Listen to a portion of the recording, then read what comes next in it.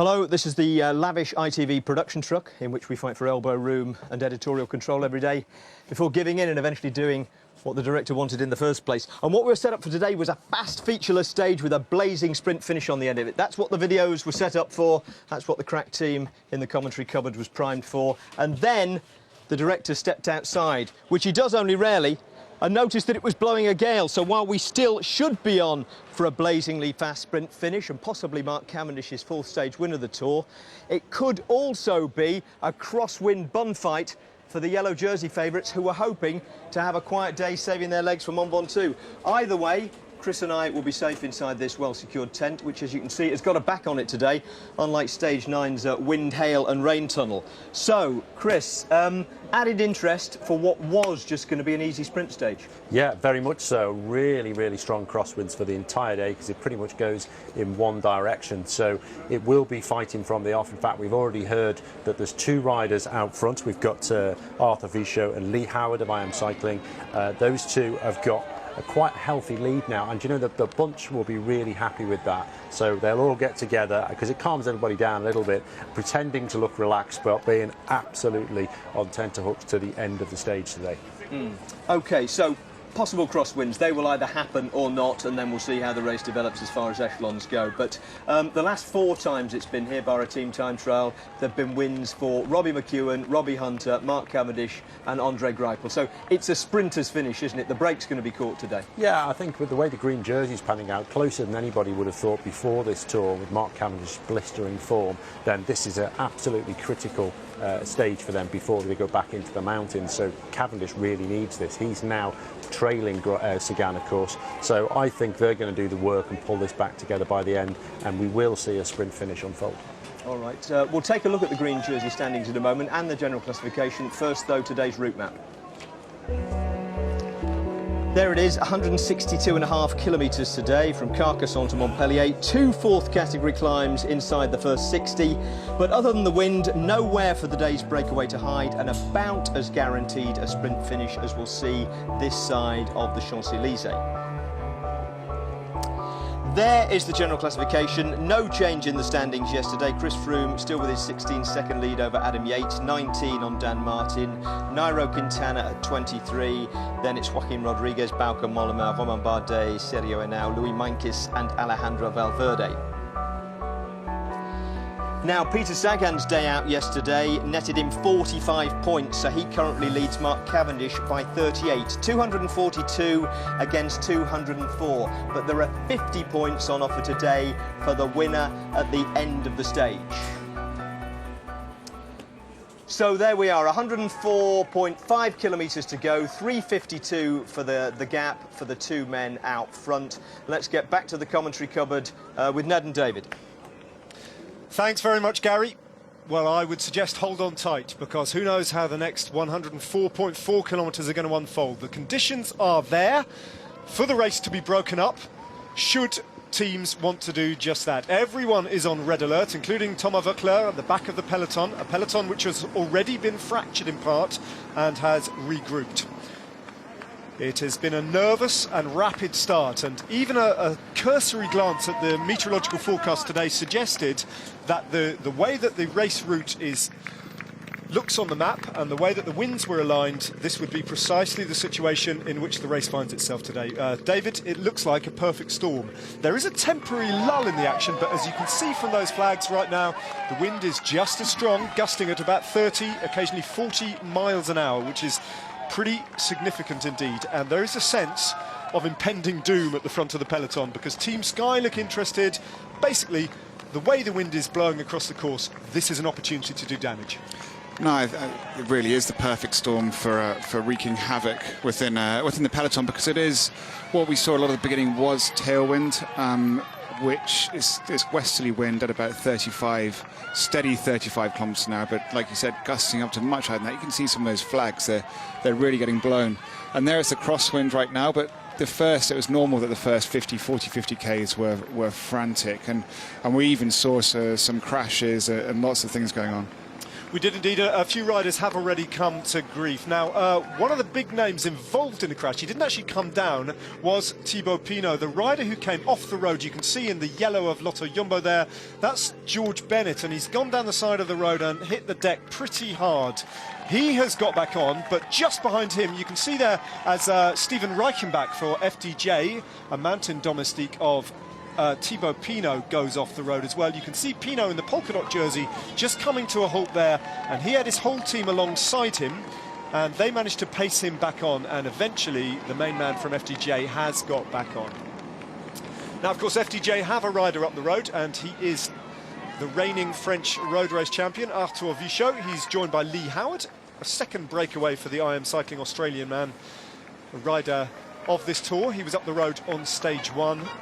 And he's at it again in very different conditions as the peloton, 4 minutes behind the breakaway now, go over the second and final categorised climb of the day, the Cat 4 Côte de Villepassant. Arthur Vichot, for what it's worth, has taken both the mountain points available at both the Cat 4 mountain passes. To call them mountain passes, though, is not quite accurate. They're gentle, gentle hills. It's not entirely flat, this road, but there's nothing more significant in terms of altitude to come in between here and the finish line in Montpellier. What they have to be on the lookout for is the wind. What's quite interesting now is that the peloton is right on almost exactly the fastest schedule for the race, which is, with the time being, which is 46 kilometers an hour. Now, there was a point about half an hour ago where they were actually 10 minutes up. I mean, that's how crazy, at the front of the race, how much over they were going. So I think they were over 50 kilometers an hour average for a portion of the first part of the race, hence those crashes happening. But that tailwind seems to have turned slightly more into a cross, and the initial nervousness that was obviously had infiltrated the whole peloton has dissipated slightly as everybody's found their place, and those crashes at the beginning, and there were some splits as well. It's all come together, and some sort of organisation has found itself. And you can see the GC team's just sitting there at the front. The rider at the back in the blue of Astana there is Luis Leon Sanchez. He's been off the road, and you can see next time we get a shot of him, he's got strapping on his left elbow. And so too has the rider from Cannondale Drapac, who you can see there, Alex Howes. You can see he's badly cut. Just as again it comes to a halt now, everyone slams on the brakes. I don't think any riders are on the deck, but you can see this is indicative of the nervousness across the peloton today. Yeah, and it's going to be like that because everybody is just a little bit wired. They're getting told in their radios to be at the front. They know that if, and he's having to change the side of the road there because he found himself with his broken wheel on the left-hand side of the road. And when you stop, you have to be on the right-hand side of the road. You're not allowed to get serviced on the left-hand side of the road, so they keep some sort of order in the following caravan. Adrien Petit looks mightily irritated at this wheel change that he's having to endure, and he knows it's going to be a fight to get back on now. He's all on his own. His team won't be sending any helpers back to ensure that he gets back on. But Brian Coquard, the sprinter for Direct Energy, will need him in the right place towards the end of this stage, because he is the last man normally in the lead-out train for Brian Coquard. And to be fair, if you're going to have a little incident like that, have it now, because it is quite easy. He's probably gone down slightly on his chin. He's just stretching out his hand. His wrist. He's just stretching out his hand. And but it's at the moment, it really is probably, this is the calmest. This is classic calm before the storm. They've had that initial panic and stress, just getting accustomed to the conditions. They've now had that, and they're now resetting a little bit. There's some sort of organisation, and now probably not long from now it's going to be heavy. There's tailwind right now, and then it's going to turn slightly and be full on crosswind. But there always are slight turns, changes in direction, but it's generally always heading east. And but you'll have moments of northeast, southeast, and so it's all switching slightly, and that's what makes it so dangerous, because when it's a tailwind, as we can see here, it takes it so fast. And that's the FDJ rider you saw tumbling down the side.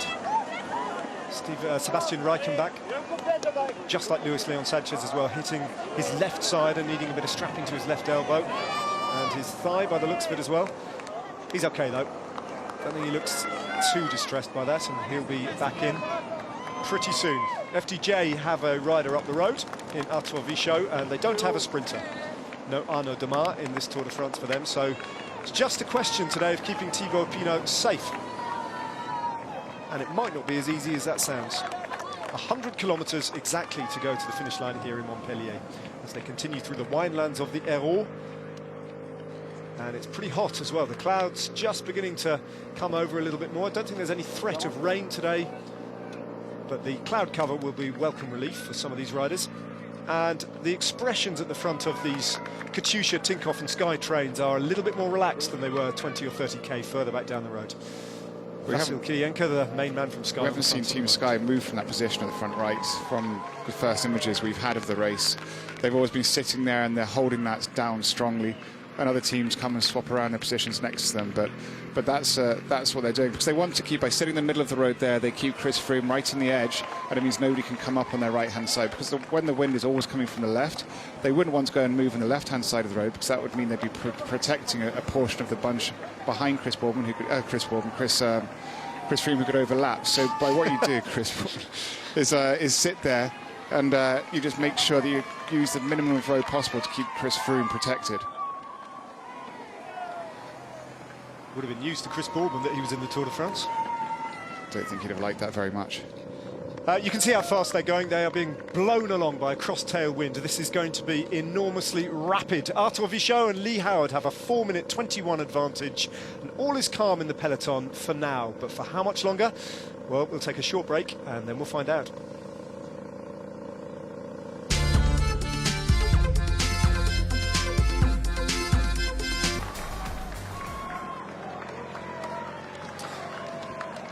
Right, well, the two riders are still out there, Lee Howard and Arthur Vichot. Their lead is pretty constant, 4 minutes and 34 seconds, 95.2 kilometres to go as they head through Saint-Chinian, the famous wine region. And there's a slight change of guard at the front of the peloton as Team Sky just cede prime position for the time being to Andre Greipel's team, Lotto Soudal. So that's the situation at the front of the peloton at the moment. And just while everything is calm, on just a little reminder that on Saturday, the 27th of August, ITV is teaming up with our returning Olympic heroes and the National Lottery for I Am Team GB, the nation's biggest ever sports day. So if your sports club would like more information on signing up to become part of this special event, go to iamteamgb.com. And while you do that, and while we look at the live pictures of Arthur Vichot and Lee Howard up the road, I'm very pleased to say we've got a special guest, at least I hope we have, on the end of a telephone, the Team Sky Director Sportif, Rod Ellingworth. Rod, can you hear me all right? Yeah, I've got you, Ned, yeah. Excellent. Rod, whereabouts on the race are you? You're normally in a car, sometimes in the convoy off the back, but I believe that's not the case today. Are you in front of the race? Yeah, I'm sort of, every day I'm spending the time ahead of the race. So I'm at kilometre 96 now, so just sort of going through all the, the road conditions, wind conditions, and just feeding that back to the team. Right, so when you say 96, that's actually 96 kilometres into the stage, not 96 kilometres remaining, so to speak. So you're a long way ahead of the breakaway at the moment, yeah. So what's the wind doing? Yeah, I try and... it's pretty full on at the minute. I mean, the maximum speed we've seen at the moment is 35 k's an hour, so they're predicted up to 45 k's an hour, but the most we've seen is 35 today. So the first sort of 20, 30k was pretty full on, but after that it sort of backed off a bit, really. Yeah. I mean, I don't know, Rod, if you've got television pictures in your car at the moment, but if you have, you'll see that Lotto Soudal are beginning to up the tempo a little bit at the front of the bunch just now. I mean, your team, are they on a defensive watch here, or will they potentially be on the front foot and try to attack? Well, I think, each day you try and look at the days that are coming ahead of you, and I think, a lot of people would have thought today is traditionally maybe a transition stage from, in between the mountains and hopefully have an easy day. But I think with the wind here, you've got to be right on your toes and ready for anything, really. But of course, in the back of their minds, they're thinking about the Hot 2 stage and the time trial. So I don't think we want to spend any more energy than we need to. But on the other hand, if we get an opportunity, when we have people like Ian Stannard and Bucco, Kirienka, of course, we'll take it. Rod, it's David Miller. Rod, just a couple of questions actually. When you saw the conditions today, did you equip the bikes differently, different gears, different wheels, that sort of thing? Yeah, I mean, I think some of the guys changed from chain rings, just knowing it was going to be quite a large tailwind.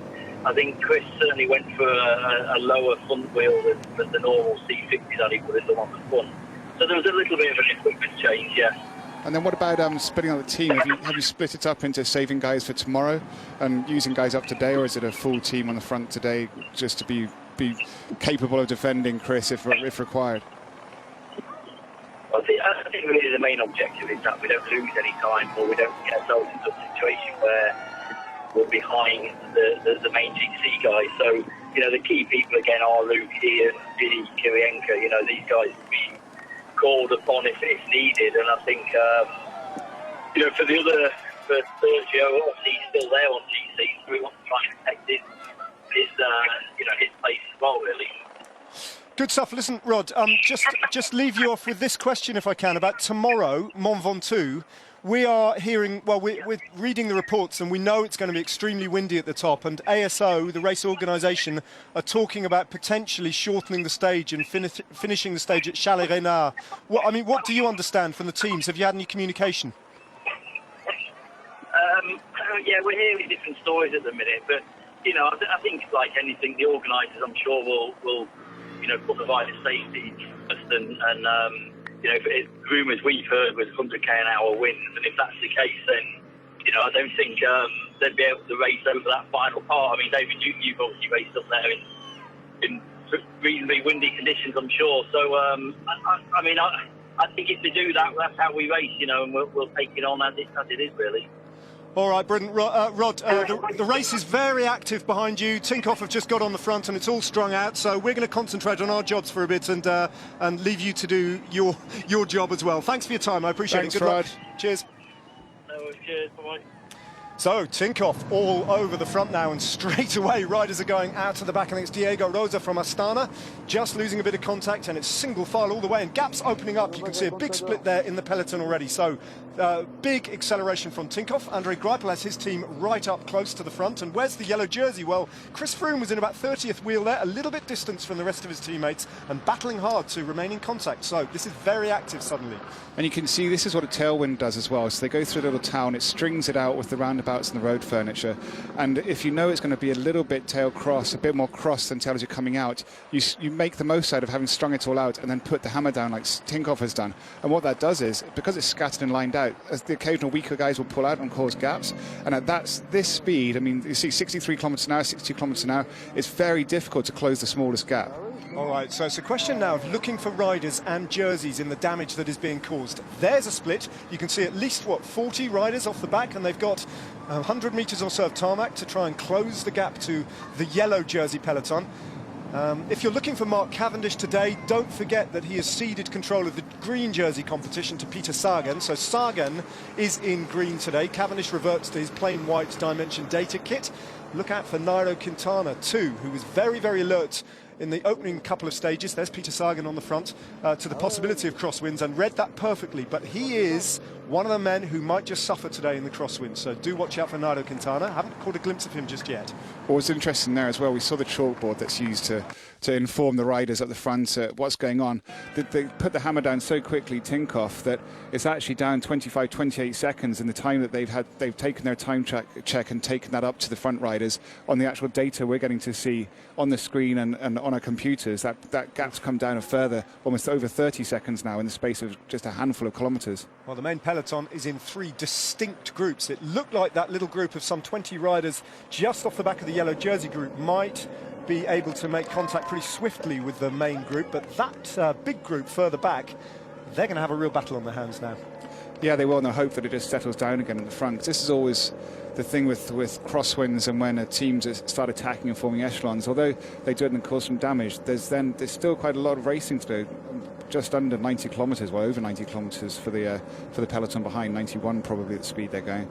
And so that means that they can't really commit and now continue riding on their own for what will be just under 2 hours, because then they risk putting themselves in a situation where they've used themselves up and will be susceptible to a counter-attack from another team. So they'll do that, they'll stretch it out, they'll cause damage, and then they'll sit back and either hope that another team comes and does it again, or they just profit off being at the front in that safe position. Now those two, the peloton's not even considered worried at all in the slightest about those 2 men off the front, because they know they're going to catch them. They've taken a minute out in less than 5Ks. Very nearly 2 minutes. Yeah. Tinkoff and Lotto Soudal's acceleration has 1 minute 45. has been knocked straight off the advantage of the two men up front now. Trying to look for significant names who might have missed the cut here. Be on the wrong side of the group. I can't see any team leaders or big GC men. Remember, Thibaut Pinot is in the polka dot jersey today, so he's not there. That's not Mark Cavendish for Dimension Data, Serge Pauwels. And there's another rider, I think it's, is it Bahani from Dimension Data? So no big names missing out in that group, and I think this group might really struggle to get back across. It all depends on how the... Oh, there was Pinot. Thibaut Pinot was there. Just coming into your frame, Thibaut Pinot has missed that point. He's got a number of teammates with him, but Pinot is the wrong side of that split. But also for Pinot now, he's not... GC isn't his biggest concern. He's relying 27th at over 15 minutes behind. His big objective is the Climbers Jersey Mountains classification. So in other years, it would have been a national disaster having Thibaut Pinot in this group. But at the moment, he can just take it easy. It's almost maybe a blessing in disguise. He can rest himself up for tomorrow. Wilco Kelderman is a GC player though still, and he's off the back. He's got a teammate just pacing him back on, the Lotto Jumbo man. He's having a rough day. He had a puncture earlier when it was going frantic in the first 25 kilometres. So he's having one of those days where it's all going wrong so far. Oh, and now Ethics Quickstep pile men onto the front. Peter Vakoc. Who else is there working? Marcel Kittel is on the wheel there. Julian Vermotz. You'll see these teams. Dan Martin sharing the work as well at the front. Yeah, that's great to see Dan Martin, but he can ride the coattails of his team at Ethics Quickstep, and also Lotto Soudal and Lotto Jumbo. They're teams that are specialised in these sort of conditions, coming from Northern Europe, from Belgium, the Netherlands. They really are used to and masters of handling these crosswind flat days. It's a double opportunity for Ethics Quickstep today. They've got Marcel Kittel, of course, in their ranks, so we're looking for a stage win. Number 2 on the Tour today, if he can possibly do it. And what a result that would be to force a gap in the peloton and drop the likes of André Greipel and Mark Cavendish, his biggest rivals, Brian Coquard and the rest. But also, if they were to engineer a situation in which the yellow jersey of Chris Froome and the white jersey of Adam Yates were put under pressure, well, Dan Martin, don't forget, is 3rd in the general classification, just 19 seconds down on Chris Froome. So Ethics Quickstep have a lot to gain out of today, potentially. Yeah, no, this is definitely a day they'll have targeted. And because they can't necessarily help Dan Martin so much in the mountains, because of the type of team they are, this is the sort of day where they can help him, and no doubt they'll be motivated to contribute something to his GC chances, where they normally can't when it gets to the really high mountains. There's the group off the back. There's a couple of riders from Fortuneo Vital Concept. I'm hoping, from a British perspective at least, that none of those are Dan McClay. I can't quite pick the numbers off their backs at the moment. Herrada from Movistar, so that's not the best place for him, because Nairo Quintana needs his whole team, Movistar, up there with him helping today. Now, who are riding today, seem to have quite a lot of riders there, so do Bora. And they're the two teams which seem to have the most riders who have been caught out in this move. Yeah, that's a big group. It's like Adam Hansen, who's got about 18 bottles down his shirt, who obviously went back at exactly the wrong time to get bottles, unfortunately for him. There's Thibaut Pinot. And Danny Moreno from Movistar, one of the key domestiques for Nairo Quintana, who's really not having a glorious Tour de France right now. George Bennett, the Lotto Jumbo rider who'd already been off, he is in that group. And here comes his team leader, Wilco Kelderman. So he's back on, being paced back on by a teammate. That is a big group. That might be to their advantage.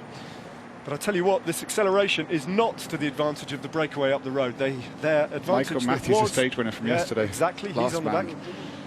It was up and over 4 minutes just a few kilometres ago, is tumbled down to 2 minutes and 3 seconds. So it's split into 3, the 2 riders up the road. The yellow jersey peloton being headed by Team Sky and Ethics, with Vasil Kirienka on the front, looking after Chris Froome, keeping him safe. And the 3rd group on the road containing the polka dot jersey and Thibaut Pinot. As expected then, the wind beginning to do the damage, and we are nowhere near the finish line in Montpellier yet. 85 kilometres of racing still to come through the Hérault region of France.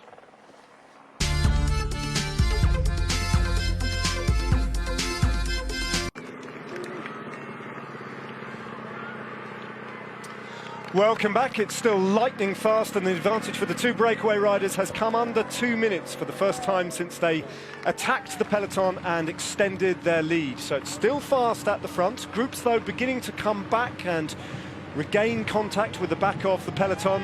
But while it's reasonably quiet for the time being, we are going to take this opportunity to talk to the Director Sportif from Orica Bike Exchange. I'm delighted to say that Matt White has joined us. I hope, at least, that the phone is working. Matt, can you hear me? That's the first question. Yeah, hi gentlemen, how you going?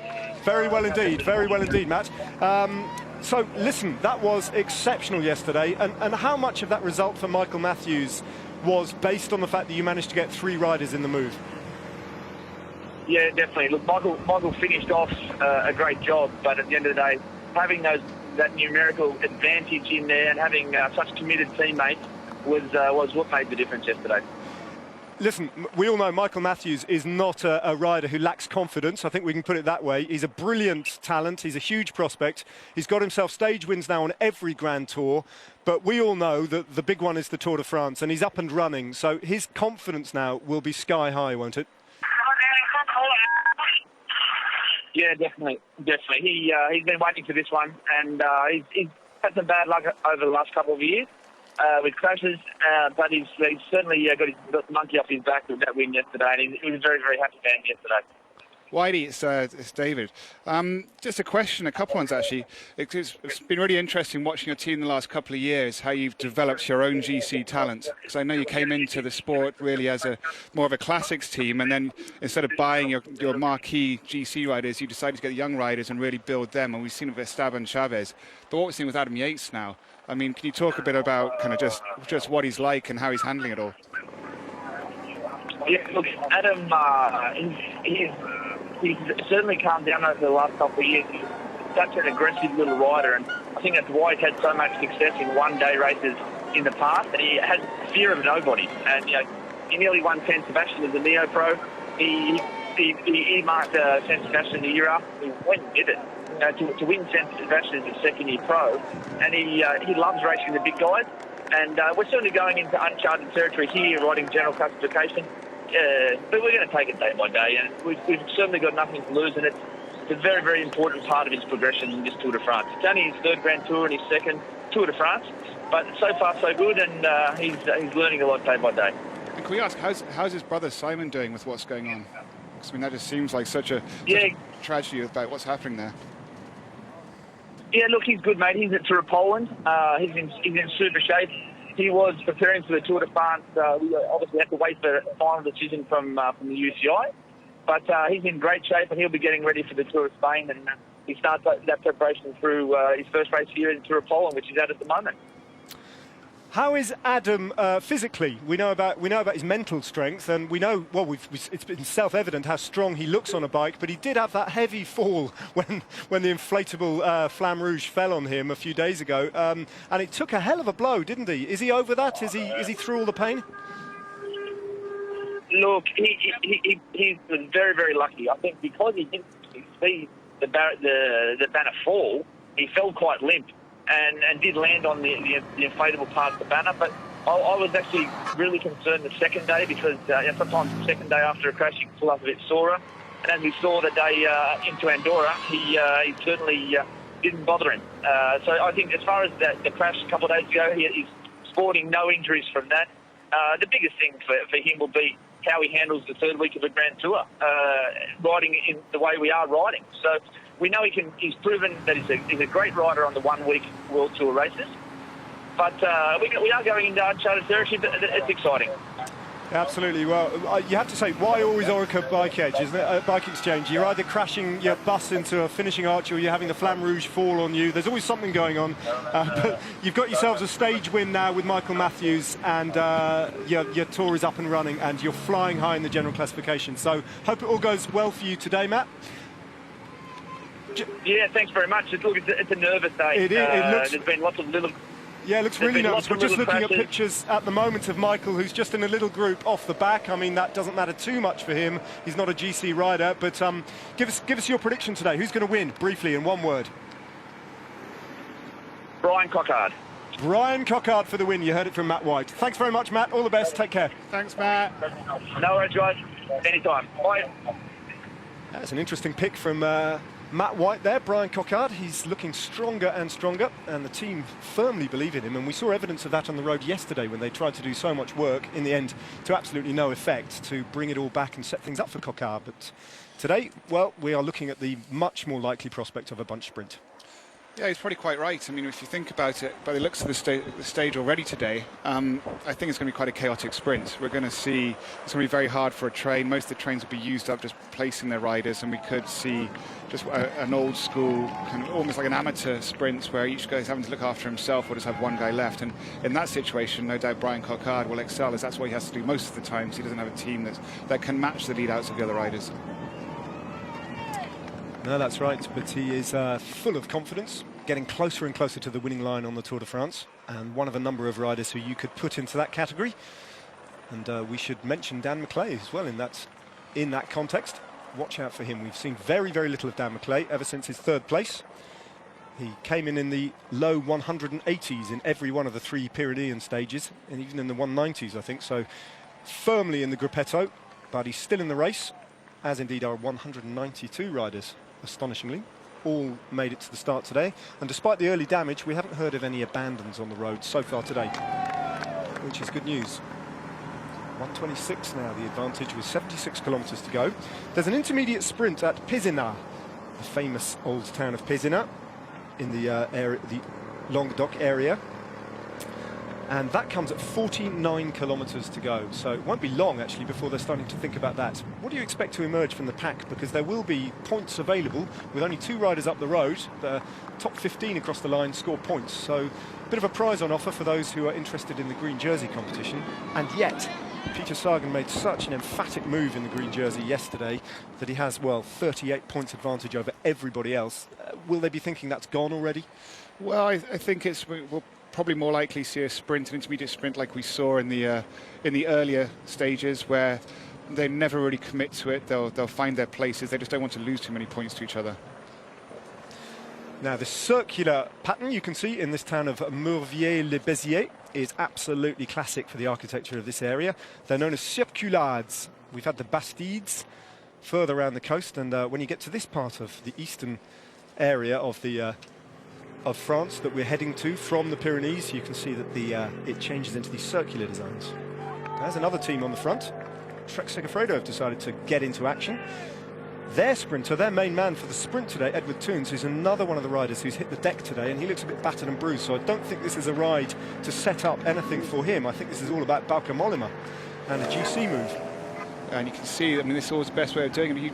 You launch it, all of a sudden, they've come from nowhere. We never called of them. And so everyone has a little lapse of concentration. They settle apart from, obviously, the really big riders, more like Team Sky and Chris Froome. They'll be up there always kind of waiting, always anticipating that big move. But there'll be many guys that don't, and that's what those are the people Trek are trying to catch out. In the meantime, we have this group still off the back with Michael Matthews, the stage winner from yesterday, and then we have Alex Howes from Cannondale Drapac just trying to get back on, who had a crash earlier in the day.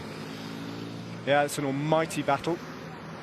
It's going to be a very, very... You saw that acceleration from Trek Segafredo, strung things out in the group in front of them. That's just going to make it even harder for this group to get back on. You can see there, they're 1.5 kilometres back from the 2 riders at the front of the race, and they've got, they've got half a kilometre, or no, so 3/4 of a kilometre to make up on the road to join the yellow jersey group. And when you pop off the back of that, it's almost game over. And there you go, you can see it starting to snap piece by piece. There's 1, 2, 3 echelons behind the main group, and then that will split up even more. So you can see how it's a perfect crosswind, the way they're having to go diagonally across the road. So the person, and if you're last that line, we can see that the Directeur Energy trying to catch back on, and then he has to keep moving and move up into the turning, the rotation, because if he sits in the back, he won't get any protection from the wind for long. Well, Sylvain Chavanel, and in front of him, Jürgen van den Broek. So 2 quality riders in the 4th or 5th group on the road. And you can see right at the front, they're just behind the peloton, it opens up. See, they've just moved. They've been in that line out, so they can't hold the wheel. They realise they're going to have to open up and start working together. But the moment you do that, and you see the riders jumping across, they're trying to just get back on because they know the best, safest place to be is in that front peloton if they can make it. But it's so hard. You see those 2 riders trying to find that front group, they can't do it. And then it just keeps breaking apart. You can see it keeps splitting everywhere. This is the perfect crosswind. Tony Martin's been caught out. You can see the Ethics Quick-Step rider in a little group of 3 stranded in absolute no man's land. Most of the Fortuner Vital Concept team seem to be in that, 5th echelon on the road, and the width of the road at the moment and the direction of the wind is allowing for only about a dozen or 15 riders to form an echelon. That's it. After that, you're maxed out and you're in the gutter, and that's exactly what's happening all across the race right now. They turn, though, and a slight directional shift in the road might just help to bring things back together again. Well, actually, not, because they're going into a tailwind now, so that was the perfect snag, because it makes it even harder to get back on with the tailwind. The groups started to go into a long line again. That means the winds, they've tilted it slightly round, but they're going to be going at over 60 kilometres an hour there, I imagine. And you can see the difference. At the front of the peloton, they're reasonably relaxed. You move back 40 places, they're hanging on for dear life. There's Chris Froome, there's Mark Cavendish, two Britons on the front as well, in Ian Stannard and Luke Rowe, and the pace they're setting is doing the damage. Marcus Burkhardt from BMC gets onto the front as well, so BMC have Richie Porte, I guess, right where they want him, and this is a group that has been gapped. There's Daniel Tekla-Heimanot among the victims of that group, and that's reformed a bit. That is a big group, so if the weather conditions and the direction changes, well, they've lost themselves 30 seconds at the moment, but can they get back on, or will that just go out? No, that's from the breakaway, two riders to the yellow jersey, 30 seconds. That goes to show how fast the yellow jersey, the front of the peloton's gone. They've just chopped off a minute in 2 or 3 kilometres. And so that's why the breakaway on a day like this, the peloton doesn't even think about them. Because you can see each team moves up, and everyone's, once you get to the front, you're just happy to be there, because it's the safest place to be, and you try to take control. But the worst thing you want to do on a day like this is be conservative. You see Thibaut Pinot, I think, trying to bridge back on again, trying to bring himself, not relying on teammates anymore. And you see straight away the red car has moved up with a neutral service, because they know at this point, although it's quite a small gap and happening very quickly, they need to get their neutral service up there in case one of the big GC riders has a mechanical. Well, I've lost track of the number of groups on the road now because it's smashed to bits. That said, the yellow jersey group, what remains of it at this point, is big. There must be the best part of 100 riders in this group, if not 80. Astana on the front, which suggests to me that Fabio Aru, I think I caught a glimpse of his white helmet that he normally wears, is nicely, yeah, there he is. He's nicely lodged up towards the front of the race alongside the yellow jersey of Chris Froome. Definitely saw Mark Cavendish in terms of the stage win and the sprinters represented in this group. He's very, very safely up there. And Peter Sagan too in the green jersey. Marcel Kittel, I would imagine, is there. There's a couple of Ethics Quick-Step riders. I think Dan Martin was safely there too. But now it is a question of just trying to identify these jerseys and pick out who has been caught out and is the wrong side of the split. They look like Rafa Maika near the back there, which is not where he wants to be, and you can see how quickly the peloton's coming up on these two riders. And that's not out of reason. They're not chasing those two riders. That's them just attacking and trying to find the safe position at the front, and it's lifted the speed up so much. And here you look. There it so goes that again. front group of 30 riders, 35 riders, they're safe. They're in a good place now. Strung out behind, they're not really getting a slipstream. So they're on the wheel of each other, but they need to move to the left. So then you get protection by sitting on the right hand side of a rider. You have to decide when it's game over, and the best thing to do, that as precisely that echelon has formed just behind that group of 6 riders who've got away. At a certain point you decide, well, that's it, and the only way we can limit the damage here is by forming an echelon and working together. And you have to really hope that all the riders with you understand the gravitas of the situation, and you all start working together immediately, because often what happens is you pull to the left like they've done, and they won't rotate through. They're trying to look after themselves, but if they try to look after themselves, then it means that they're not going to make it back on, because nobody is going to benefit. So you'll then have riders that might try and jump across, but then, as we see now, so that's a jumping across, and they're just doing it for their own sake, because the people on their wheels aren't really getting much of a draft, and then that splits it up again more. So, but luckily, that's a strong rider who's managed to do it and drag them. Well, this is just breathless stuff, and there's 70.6 kilometres still to go. There's the green jersey with 2 teammates in front of him for Tinkoff. So he's safely at the front of the race. And it's almost self-selecting as well, isn't it, David? The riders, by definition, who are active and doing the damage at the front of the race are the strongest. So each echelon that forms on the road is progressively filled with weaker and weaker riders. Exactly, it's very much like that. I mean, rarely will you find a strong rider stuck in one of the further back ones. And even if they are strong, it's very rare for even one of the strongest guys in the race to be able to bridge back on their own. They need a team around them. It's why often team orders are in this situation. Stick together, stick together, stick together, because that's the only way you can solve problems in this situation. You need to have at least 4 or 5 strong guys with you to fix issues. But the idea is it's never find yourself in that situation. You stick up the front and you stick safe. Well, that flurry of activity and that danger point in the race seems to have passed temporarily, and I can tell you that Nairo Quintana has survived absolutely intact. He had 3 or 4 riders with him, Movistar Domestiques on the left side of the road. You might just catch a glimpse of him as they pile through past this roundabout. Quintana is exactly where he wants to be, and he was one of the big worries in terms of general classification if these conditions today prevailed. There's an awful lot of road still to come, but for now, Quintana's just where he wants to be. Well, we can see this has been a sort of natural order so far. I mean, there hasn't really been much consistent work to destroy. We've had an occasional team that jumps up there. It was Trek Segafredo that really caused this latest flurry of activity and had that split, but it's just whittled out the weaker members of the peloton so far. There's not really been any consistent danger at the very front, and often in this situation the riders at the very front of the peloton, they won't even be aware that it's splitting behind. They'll hear on the radio it's gone into 3 or 4 groups, and they'll be like, how's that possible? Because it feels so relatively easy at the front when you're in the wheels protected within the echelons, within the peloton. 19 seconds now to these 2 riders, so not much, is it? They'll be taken overcome soon by the peloton, and then but that's not going to change the race in the slightest. The peloton is on a purely survival day today, and racing at the front, no break's going to make it to the finish long break with the speed they're going at. There's the average speed so far on the stage, 45 kilometres now. That's rapid, and I think it'll probably go up before the finish line as the interest in the stage win and the potential GC race develops behind them. 20 seconds, they'll just be left to dangle probably out there, but the natural momentum, as David was saying, of the race behind might just swallow them up involuntarily. Vichot and Lee Howard. Down they go again, heart rate's down, the pace down, and just temporary respite for those at the front and for those at the back. Luis Leon Sanchez from Astana, nursing wounds from a fall earlier today, and Thibaut Pinot is just having a brutal day, chasing back on for the 2nd or 3rd time on today's stage, which is not even 100 kilometres old. One of the shortest stages of the opening half of the Tour de France. Some shorter ones still to come in the Alps, but that doesn't make it any easier. Those Movistar riders who are there alongside Nairo Quintana, we understand are Erviti, Jon and Gorka Izagirre, the 2 brothers, winner Anacona, who's proven himself to be probably the strongest of all the Movistar Domestiques, and Alejandro Valverde, as well as Nelson Oliveira, we understand. And for Sky, well, the men doing the damage are the 4 big engines, Kirienka, Stannard, Rowe and Thomas. Well, it actually looks like, just from those images there, Kirienka's not right at the front. You've got Luke Rowe and Stannard Geraint Thomas always sitting in a very defensive position, i.e. defensive. He's defending Chris Froome. He's always on Chris Froome's wheel. So they're keeping Luke Rowe and Ian Stannard in front of Chris Froome's position and keeping Geraint behind Chris Froome, so that if there's a problem, Geraint Thomas can fix it, because within the stress, often Luke Rowe and Ian Stannard would have no idea what's going on behind them. They're just riding. Well, they pass through a village and they're protected from the crosswinds just temporarily, and everything has calmed down for a little bit. We'll take a short break.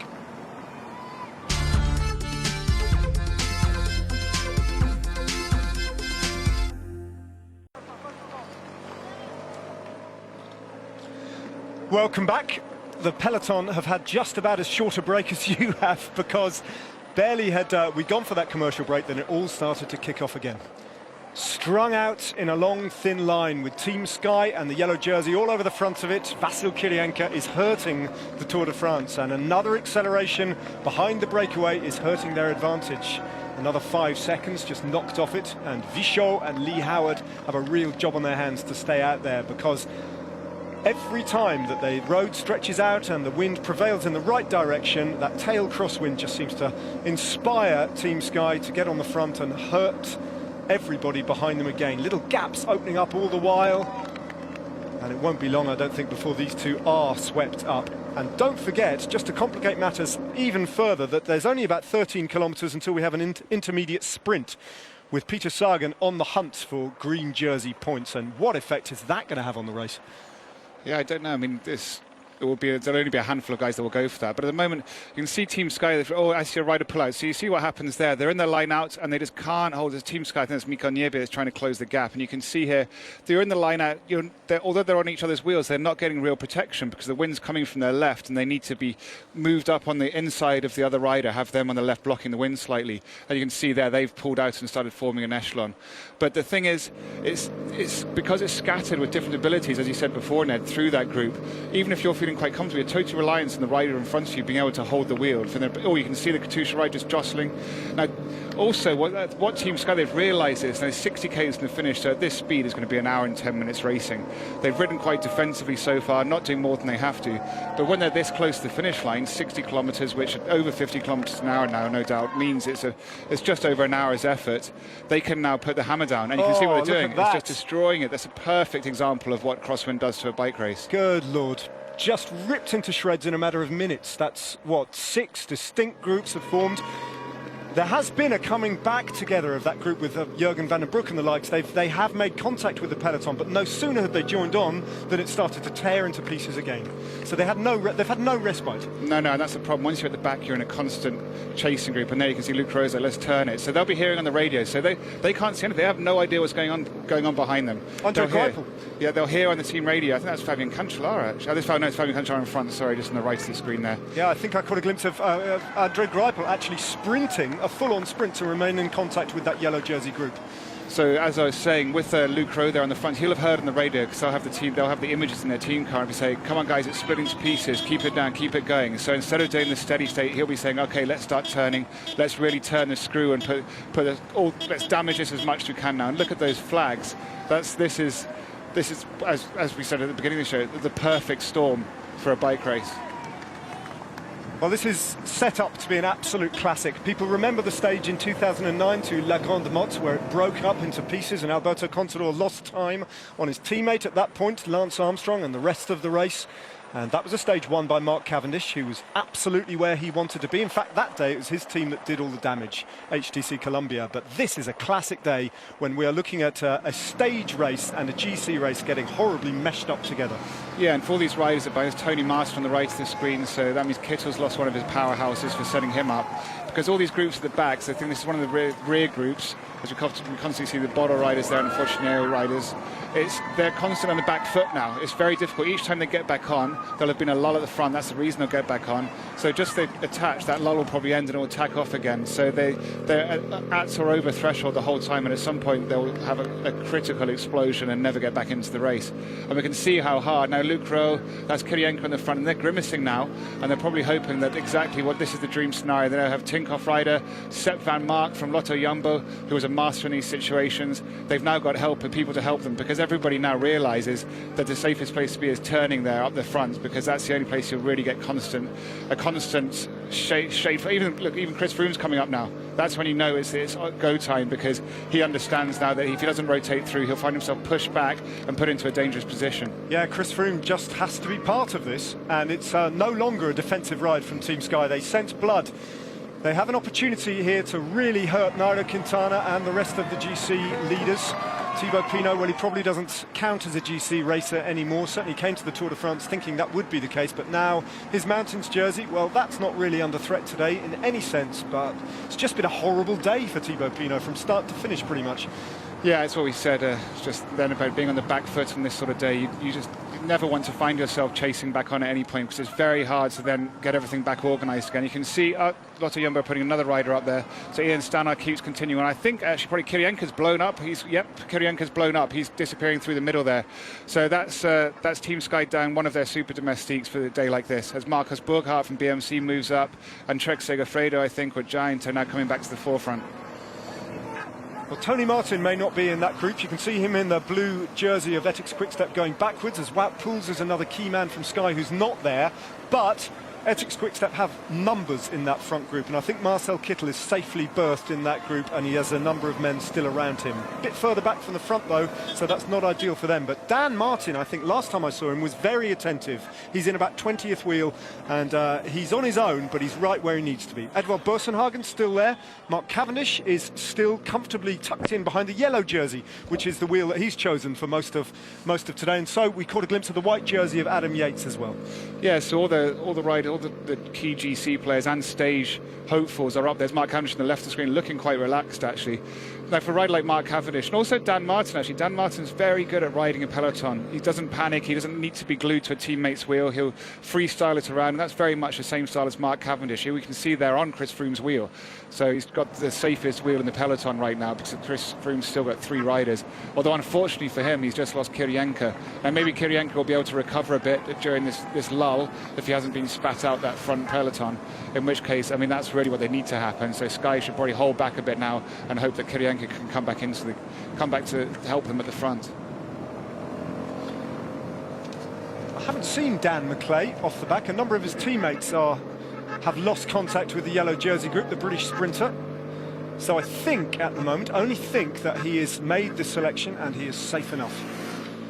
Mark Cavendish reads these situations brilliantly. You can see him still just behind the yellow jersey of Chris Froome. And twice on the Tour de France. I've mentioned 2009. That wasn't the only occasion that Mark Cavendish has read crosswinds brilliantly. On the 2013 Tour as well, he made a very small group along with the likes of Alberto Contador and Peter Sagan that got away. On that particular day, Chris Froome was caught out. No sign of weakness at the moment from the yellow jersey, though. Chris Froome is there, Mark Cavendish is there. There's an awful lot of crosswind racing, though, still to come.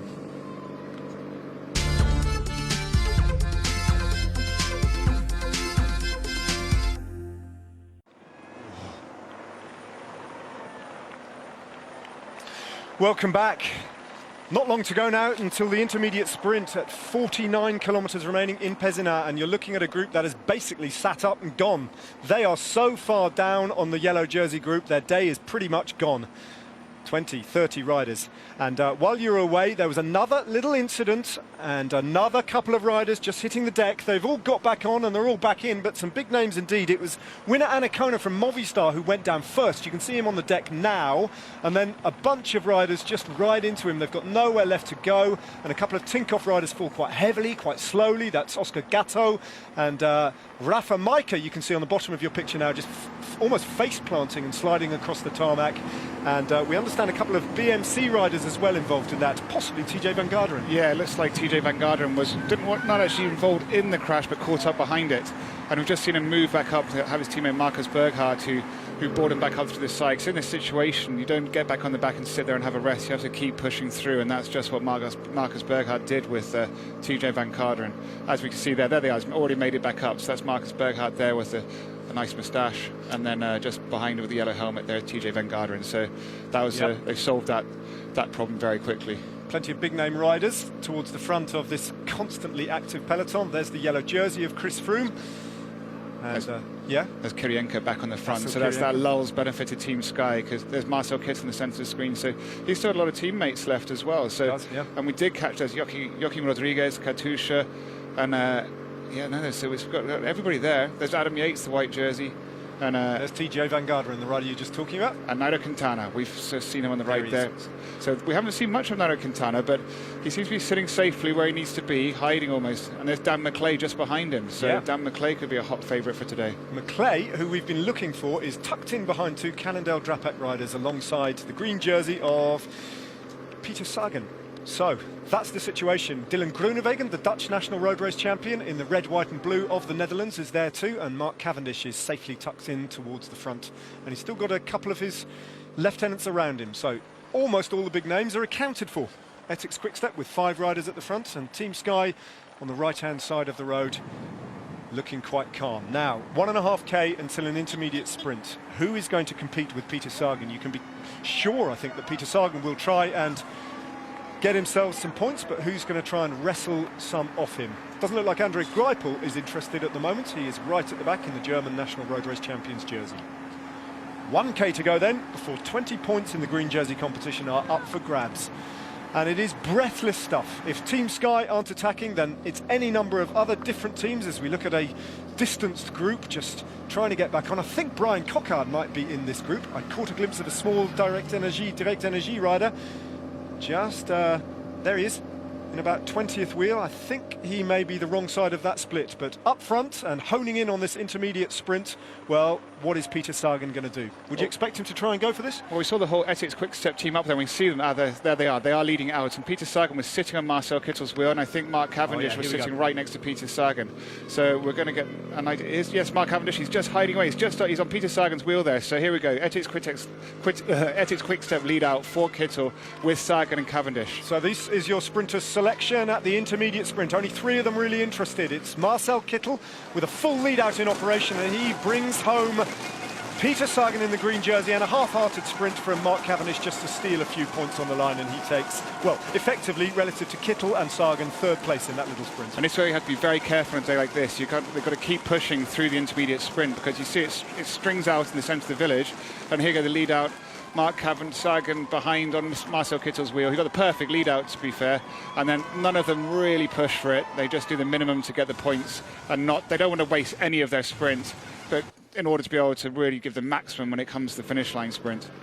Had they not contested that, they'd almost be accepting defeat in the green jersey competition. So what we learned from that is that Marcel Kittel and Mark Cavendish are still in the hunt. What was interesting there, I just saw as well, leading behind that were the 2 Tinkoff riders, and on their wheel was Nairo Quintana. And then about 5 behind him was Chris Froome. So we can see how vigilant Nairo Quintana's being. He didn't even have a teammate with him. He just placed himself up there on his own by the looks of it. And this is the group of Thibaut Pinot and the rest, and look at the size of it. These are the riders who have been dropped. And I'm speculating that Brian Coquard might be among them. Let's see. We haven't seen him at the front of that group of favourites, jostling for position alongside the likes of Greipel, Cavendish and Kittel. So maybe, just maybe, one of the sprinters are down. And pause for breath, David, pause for breath. It's been action non-stop, but we're looking down at Pézenas, and it's the spiritual home of one of France's greatest ever playwrights, and that's Molière. Not his real name, of course. I say, of course. I expect you all to know that. He's born Jean-Baptiste Poquelin, Molière was, born in Paris. But the residents of Pézenas and this area of France claim him as his own because he did most of his best work down here, both acting and writing, some of the greatest works in the canon of French literature. Le Malade Imaginaire, the Hypochondriac, I think it's known as in English, and Le Bourgeois Gentilhomme. I have to say the French equivalent of Gary Imlach as well, the host of French television, Gerard Holtz, who we see on French television at the start and finish every day. When he's done with his day job, presenting the TV programme, he normally treads the boards and performs Molière, so he knows all about that subject matter. So there we go. Luke Rowe is looking across to see who's going to be next to try and inflict pain on the Tour de France on stage 11. Barely a moment to catch your breath.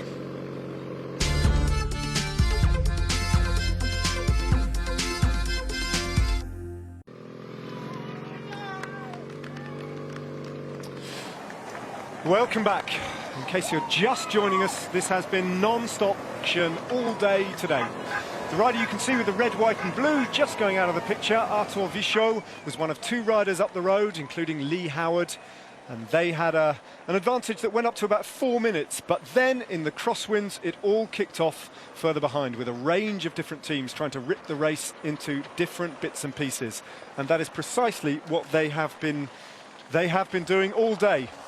The main peloton, the yellow jersey group, contains almost all of the big names, both for the sprint today and the GC names, as Tom Dumoulin does battle to maintain in contact with the back of the group that he finds himself in. I think there's a possibility that of the big sprinters to contest today's finish, Brian Coquard might have been distanced in that group but further down the road, but we do know that Marcel Kittel, Andre Greipel, Mark Cavendish are all there.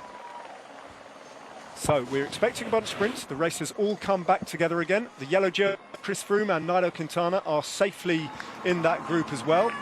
But there's still 42.5 kilometres until we hit Montpellier, and they are pretty much all exposed to these cross-tail winds that have done so much damage all day today.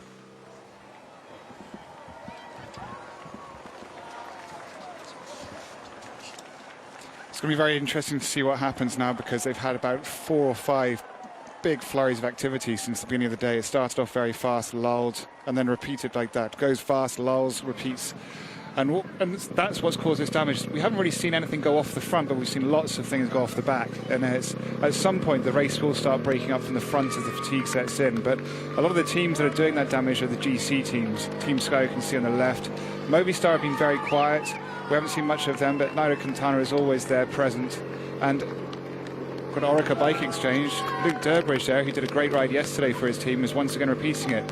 So Albacinian as well behind that, not far behind, can't quite see him there, is the white jersey of Adam Yates. So at some point, I'm expecting, I'm not sure if they'll have the horsepower to do it, but one of the sprinters teams maybe to try and thin it out a bit. It's interesting to see how much faith and belief Team Lotto Jumbo have in Dylan Groenewegen today. Mind you, you would expect a team like Lotto Jumbo to ride the crosswinds exceptionally well, and they've proven just that, the team from the Netherlands. They're very used to it. Much of their race programme is ridden in crosswinds. And Groenewegen is a sprinter who knows how to handle himself in echelons.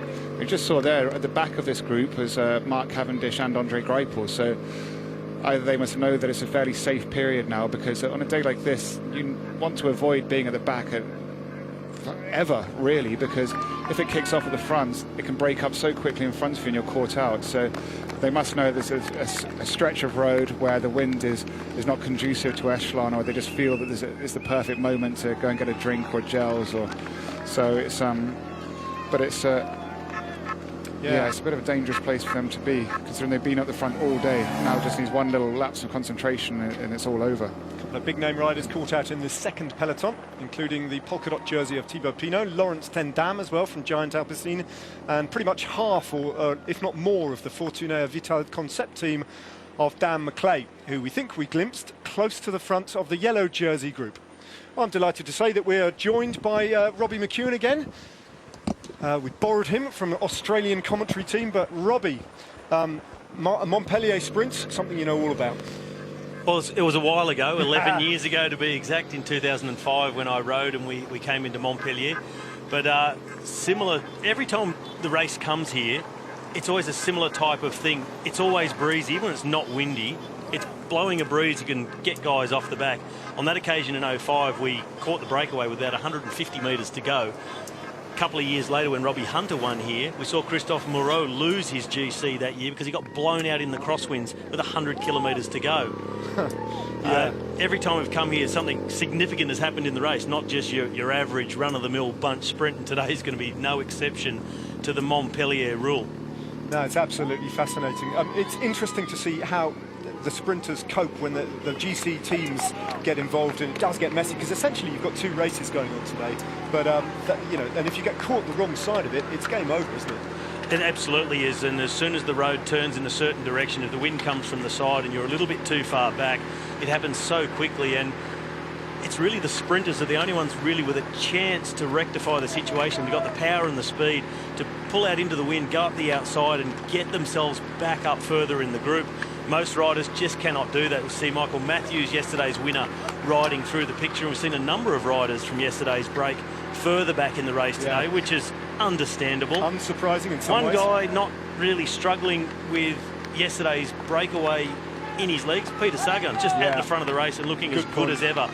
Good point. Luke Durbridge as well, he's sitting up there looking after Adam Yates. I mean, he's doing an amazing job considering what he did yesterday, because, I mean, he did probably the most work, apart from Peter Sagan. I think Durbridge was one of the guys, and Impey, who did the most. Adam Hansen just going through, he seems to be struggling a little bit. Jürgen van den Broek from Katusha at the wrong end of the race, and there's Danny Moreno as well. And seeing Adam Hansen there, that's not a good thing for Andre Greipel. He's the only sprinter, big name sprinter now I'm talking about, who hasn't won a stage yet in this year's Tour de France. Cav got 3, Greipel's got 1, Sagan's got 1. Greipel won here last time the race visited in 2013. He'll be super motivated, but missing a guy like Hansen, and I also saw Greg Henderson further back and dropped, so he's missing a couple of riders from the lead-out train. Mark Cavendish, he's really only got one guy he's been relying on, that's Bernard Eisel. And earlier they were just riding on the back of Team Sky, like they were still riding for Team Sky. Yeah. How Robbie, what about Greipel? Do you think he requires a lead out? I mean, we know that Cav is capable of mixing up his sprint styles, and do Kittel and Greipel, are they much more reliant on that lead out? They are more reliant on the lead out than Cav is, but I've seen Greipel do it when he has to. Think back to this year's Giro a couple of times, those really unorganised, chaotic bunch finishes. Greipel using the shoulder, make a bit of space, accelerate, go through a gap and win the stage. He can do it. And I think he needs sometimes that real kick, that motivation to get him going, and he's feeling really burnt because he hasn't won a stage. Especially when he did that bit of a victory air punch in Angers, but he'd actually lost to Cavendish on the line. The half punch. That'll still be hurting him. Yeah, and I presume it looks like it already that this is going to be a fairly chaotic sprint. It's going to be so. Most teams are being used up. Although to be fair, it seems to have really been the GC teams that have done all the damage so far in their kind of offensive defense sort of mode. Yeah, and the sprinters are just making sure they're still there. The difficult thing about this finish, or the finale of this stage, is that the course virtually does a loop. As it hits the edge of Montpellier, it turns left, goes up and around in a circular fashion around the top of Montpellier, and then dives into the finish, and actually get a tailwind finish. But all the way in, it changes directions a lot of times. The wind's going to hit them from every angle they could possibly think of, so it could split even more just in the final 10-kilometre run into the line. Well, 29 seconds, this FDJ train trying to look after Thibaut Pinot. There's, I think it's Thomas de Gent is in that group as well. A number of big names trying to close the gap between the two halves of the peloton. Just confirmation of a rider who I have now managed to identify in that main group at the front. Brian Coquard from D8 Energy is there, okay? So he is, that makes up all the big sprinters. They're all still there, so credit to them for reading the race as well as they have. And just confirmation as well that Dan McClay is also in that group. So Kittel, Greipel, Cavendish, McClay, Coquard, Groenewegen, they're all there. Robbie, just give us your pick for today. I have gone in the tipping competition with Marcel Kittel. Marcel Kittel for today. I think you did that last time, and I think... And I put the kiss of death on him, and he didn't win. I think Mark Cavendish won. So from a British perspective, today we'll take that. Thanks very much, you're Robbie. welcome. Cheers. See you guys. Soon. Thank you very much indeed. It's just a little bit of a lull in the action then. It's all come back down to a bunch sprint as we expected. The catch effected almost incidentally and almost out of vision. It was so active in the race behind that Vichot and Lee Howard seemed to be swept up with barely anyone noticing some kilometres ago. And for now, there's a bit of a ceasefire at the front of the race. You see the likes of Vincenzo Nibali, who've come through to the front for Astana. Fabio Aru being looked after very well by his team today. They have not got a sprinter they're working for, so they're just protecting their main man in GC. The Abbey of Saint-Marie de Valmagne, Valmagne meaning big valley, actually founded by the Viscount of Béziers in 1138. Béziers, which is not far from here. Actually won my first road stage in Béziers, because that's how I linked that Abbey to me. But you see the group just getting on the back there, so they've had a chase. So you see how they've lulled off the peloton for a period there. They get a rest. Now this group has been going flat out chasing for you can see the exhaustion on their faces and the desperation we saw before. Thibaut Pinot doing a big effort and then just dropping his head. So they're going to latch onto the back of this, and contrary to that peloton who've had about 10 minutes, 15 minutes of relative ease, getting bottles, getting gels, even to the point of seeing Mark Cavendish and Greipel dropping to the back, relaxing. This group here has just been flat out for the whole time. That was from D8 Energy. That was Adrien Petit, who we saw also needing a mechanical, was it earlier, or had he fallen? I can't remember, but he was delayed, Adrien Petit, and he's wearing an aero helmet, and that implies to me that he is going to be heavily involved in leading out Brian Coquard. Yeah, he's got to get right up to the front now. Yeah, he's one of the key men, but he's just used up a lot of his bullets, just surviving and trying to get back up to Brian Coquard. So it's definitely not the ideal situation for him, and it's not ideal for Brian Coquard, who relies on him. He's one of the powerhouses in that team. His lead out was so powerful, I actually thought he was sprinting for himself. And now, well, Pal's there collecting bottles, so this will be the last opportunity for teams to get the bottles up there. So Adam Hansen we saw before, who's loaded up with bottles, and just before the race went crazy, and he probably had to throw all those on the floor and is now having to go back, and that was about 45 minutes, an hour ago that happened. So they'll get those bottles and try their last job for the day, because they'll have had a hard day chasing behind, will be to get back up to the front and give their leaders those bottles before the race kicks off again, which it will inevitably do soon. There will be a degree of improvisation as well in the sprinters' lead-out plans, because some riders, as we spoke about with Adrien Petit, might not be in a position to do their normal job, so they might be talking about deputising someone else into that role. Or in the case of Lotto Jumbo, who's who are riding from Dylan Groenewegen. Normally they'd expect Robert Wagner to be doing that job, but he's one of the riders who's fallen, so they've got to think on their feet here. Well, 34.3 kilometres to go. A famous rider trying to chase back on as the damage continues on the road to Montpellier. The bunch sprint, though, pretty much a nailed-on certainty.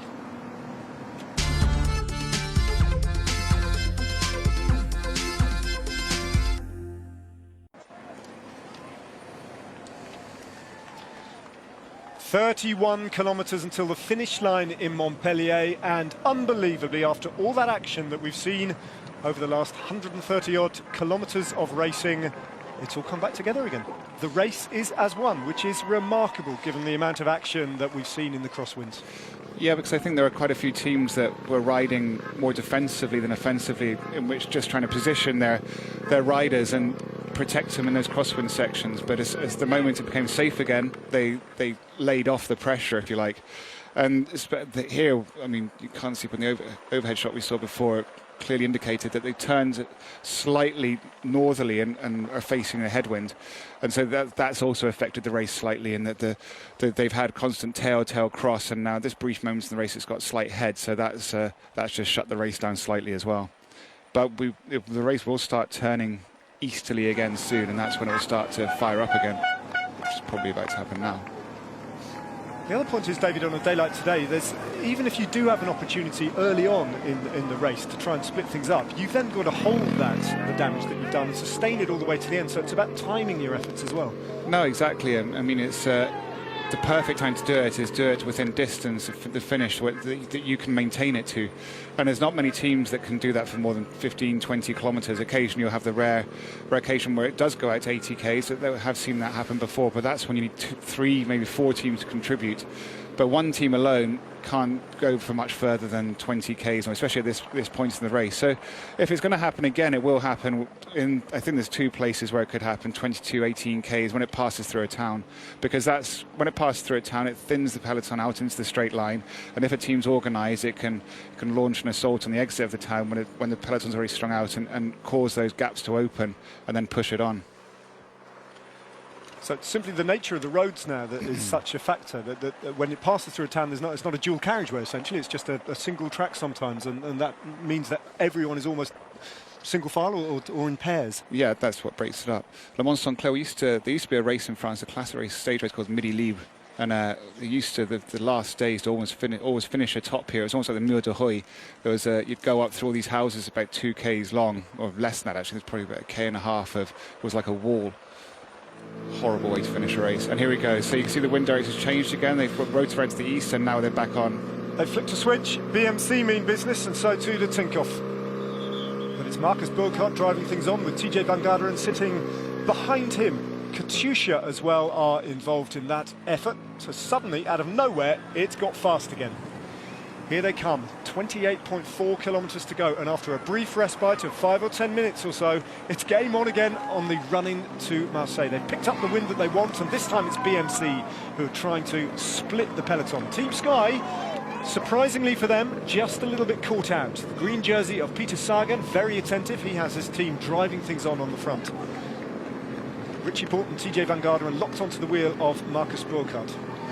So Tinkoff really are riding. They're one of the only stage chasing teams that are riding. There's Katusha as well, but Tinkoff we've seen present a lot in the last 80 Ks, and that's for Peter Sagan, because obviously he excels in these conditions, and perhaps a little better than the other pure sprinters simply because of his sheer strength. He can jump the gaps consistently, and he's always there. And we can see right behind him actually Darrell Impey, who did so much work yesterday looking after Adam Yates. But look at the damage that's done so quickly, and that's what you need to do. If they go into a town, they need to string it out like that and then really put the pressure on the exit so it causes it to break up.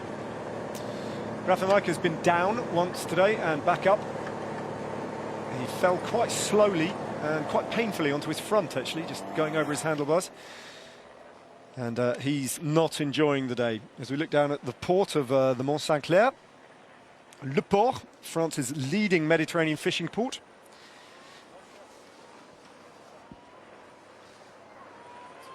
Mont Saint-Clair is also where the naval cemetery of Sète, spectacular location looking out over the Mediterranean. Sizable boat, parked up, moored up. And there you can see it starting to fragment once again. And it's all the same riders that were in that chasing group before that just got on, because they haven't really had a chance to recover. And I think they've probably lost the will to live. Simply by having chased so long and knowing that that group in front is sitting the wheels safely. So when you do get back on, they'll have got to try to help their teammates that were up there, their leaders, give them bottles, gels, whatever food they have left. And then when it goes off again now, they're 27 kilometres from the finish, they're probably thinking, let's just find a group and roll in a groupetta. But you see some guys trying to move up who haven't given up, who've just found themselves badly placed. But it's you've got two races going on here. There's the guys that are already exhausted from constantly chasing, from constantly being on the back foot, and then the riders that have had the skill, the know-how and the strength to stay always in that front 30, who have had a much easier day. Because although it's quite difficult to stay up there, if you can stay up there, it's infinitely more easy than being at the back. That's what it feels like further back. And the gap is growing out again. That's Adrien Petit from Direct Energy, who just finds the wheels opening up in front of him. And he is going to be solely responsible for bringing this group back. Tony Galopin repeatedly has found himself distance, which is something of a surprise. He's one of the stronger riders, but he's obviously just been back to get bottles for André Greipel and for his lead-out men. And at that given point, that was exactly the moment when BMC decided to put the hammer down on the front and make their hard job even harder for these domestiques who are bringing bottles up to their leaders. But they're back on, and that's the scene at the front now. Tinkoff just setting a more temperate pace. Big Marcel Seeberg. He will have André Greipel, I'm sure, not far behind his wheel. Michael Cherel looking after Romain Bardet for AG2R La Mondiale. Bora Argon, well, that's Paul Voss on the front there. I wonder if Sam Bennett is in any kind of form, having fallen on stage one to get himself involved in the sprint today. I hope for his sake he's feeling better and can show us what he's all about. And as you were pointing out to me, David, Nairo Quintana is still right at the front, exactly where he needs to be, and so too is the yellow jersey of Chris Froome. So a difficult day potentially this for Nairo Quintana, but with 26.2 kilometres to go, he's ridden it all to perfection so far. He really has. Perhaps not as obviously as Chris Froome, who remarkably, Team Sky have been in that same position almost the whole day, tucked in on the right-hand side of the road, looking after Chris Froome, with Geraint Thomas almost glued to Chris Froome's wheel to make sure he's there if he has any issues. We've only seen Geraint Thomas move in front once or twice when Kirienka or Ian Stannard or Luke Rowe were a little bit fatigued and needed a break. Then Geraint would move up and take control. Other than that, Geraint Thomas has been stuck to Chris Froome, and they haven't changed that formation for almost the entire day, which is no mean feat. Sepp van Marken, Dutch classics rider for Lotto Jumbo at the front, and Tossato, and Oscar Gatto, the big Italian war horses, looking after Peter Sagan. Of course, there's no Alberto Contador to look after anymore, so Tinkoff have become a much more one-dimensional outfit for now. Looking after the green jersey is what they're all about. And, of course, Rafa Maika's bid irrelevant today, but he's looking for the polka dot jersey in Paris, battling Thibaut Pinot all the way for that. Fantastic weather conditions if you're not riding a bike today, as we skirt the Mediterranean and head towards Montpellier. And it's go time again for Tinkoff this time, and BMC very alert to this move. You can really see how the terrain and the change in directions are affecting the impetus of the peloton, because the moment it turns into slight headwind, they all shut down at the front. The moment it starts to go slightly cross, slightly tail, they all pick up, trying to make sure that their leaders stay well placed and they don't get swamped. And I think that's going to constantly happen now until the finish, because it's almost slightly turning left, right, and up and down, and it'll start flying, then completely shut down, start flying, shut down. But at some point, and we'll know in the next 6 or 7 Ks if a big move is going to be attempted by one of the teams or not. Still plenty of racing to do, isn't there? 24.1 kilometres, and Team Sky still have all their big hitters on the right side of the road. You almost get a perverse sense that Luke Rowe and Ian Stannard, Chris Froome and Geraint Thomas are enjoying this. Certainly, it's in Luke Rowe and Ian Stannard's DNA, this kind of bike race. Oh, for sure. Ian Stannard and Luke Rowe will be loving this. This is their bread and butter. That's the early season races in Belgium and the Netherlands are where they enjoy themselves the most. And the worse the weather, the better they go and the more excited they get. And we've seen it all. So it's been impressive to watch Ian Stannard really dictating how the team rides. We often see him gesturing where to position. We saw him yesterday telling the IAM riders to move over. We see it within his own team. He really does seem to know, and it takes a certain skill and a certain know-how to read exactly where to be and when to be there, and Ian Stannard seems to have really mastered it. Sam Bennett must be feeling a bit better, I think, because Bora have quite a few numbers towards the front, and I wonder if that is an indication that Bennett wants to try and sprint today. I hope that's the case. Andre Greipel's making a big move in the white jersey and the German stripes to latch on to Team Sky's train for now. Still it's Tinkoff, though, at the pointy end of things, vying for primacy with Movistar and Team Sky. And they'll be accelerating here to the gate. They're about to go into that town at 22 kilometres, and that's going to, we'll see if that will stretch it out a bit. Bunny hopping over the central reservation, stringing things out again. They switch direction once more on the road to Montpellier. Steve Cummings, not on the attack today. So in his customary position. Wout Poels also further to the back. And Rafa Majka, who's had another bruising day.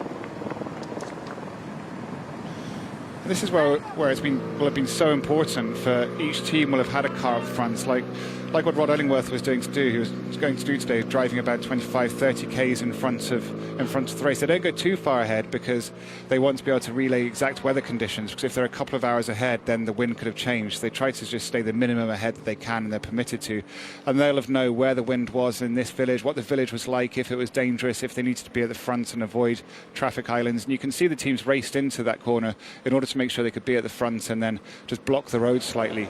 And then we'll see coming out of this village, they'll already know if it's going to be crosswind, in which case we'll see. And I've seen before in races one team just whack it on the front and destroy the race because they had the intelligence and the know-how that the other teams didn't.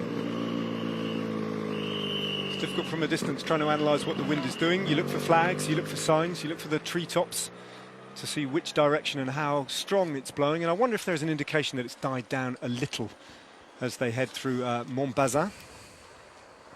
Hard to read from this point. The best indication will be how it's being raced, because if they sense an opportunity, the mood that the peloton is in today, they'll probably take it. And also, you get lulled into a false sense of security coming through these villages because you're protected from the winds with all the houses and the trees, and so you'll sit there quite comfortably in 30th position thinking you're fine, and then you come out and you're blown off your bike. That's the Chapel of Saint-Pierre, dating back to the 11th century. A Romanesque abbey. And that is the peloton of the Tour de France, all together, despite all the attacking today and all the hard racing.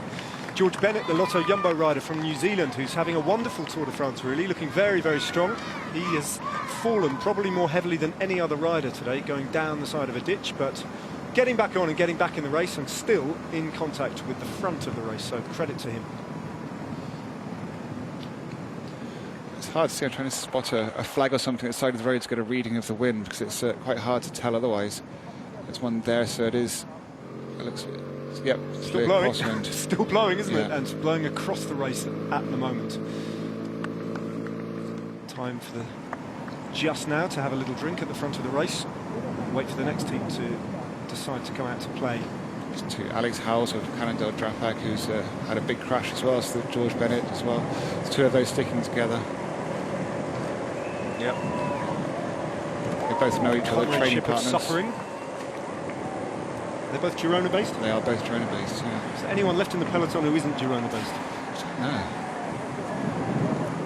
It is remarkable, David. You've been there a good few years. You must have seen the cycling community grow and grow and grow down there. Oh, massive. And it's the generational shift as well, because it's the new younger generation who really have embraced it. And so it makes me feel terribly old when I walk around and don't really know many of them, to be honest with you. Alex Howes has made his mark on the Tour de France already, getting himself in a breakaway, but that's a different kind of mark that he's made today, and that looks uncomfortable, to say the least. He's moving okay, but he'll be bruised and sore. If not now, then certainly in the morning. Now, if you like your wine, thick, rich and heavy, this is the place to get it from, the Vin de Pays de l'Hérault grapes, baking in warm sunshine here, all the way along this route from Carcassonne to Montpellier. Always a fixture in the Tour de France, the amount of times that Carcassonne and Montpellier feature, almost more than any other towns in this region, and always offering up these wonderful vistas of the Mediterranean coast. glorious part of a glorious country, it has to be said, and it's showing itself off to the very best. It's known as the Maguluno. It's an old Gallo-Roman town. This is the remains of its cathedral. It's actually a volcanic island, only linked to by the beach ridges there.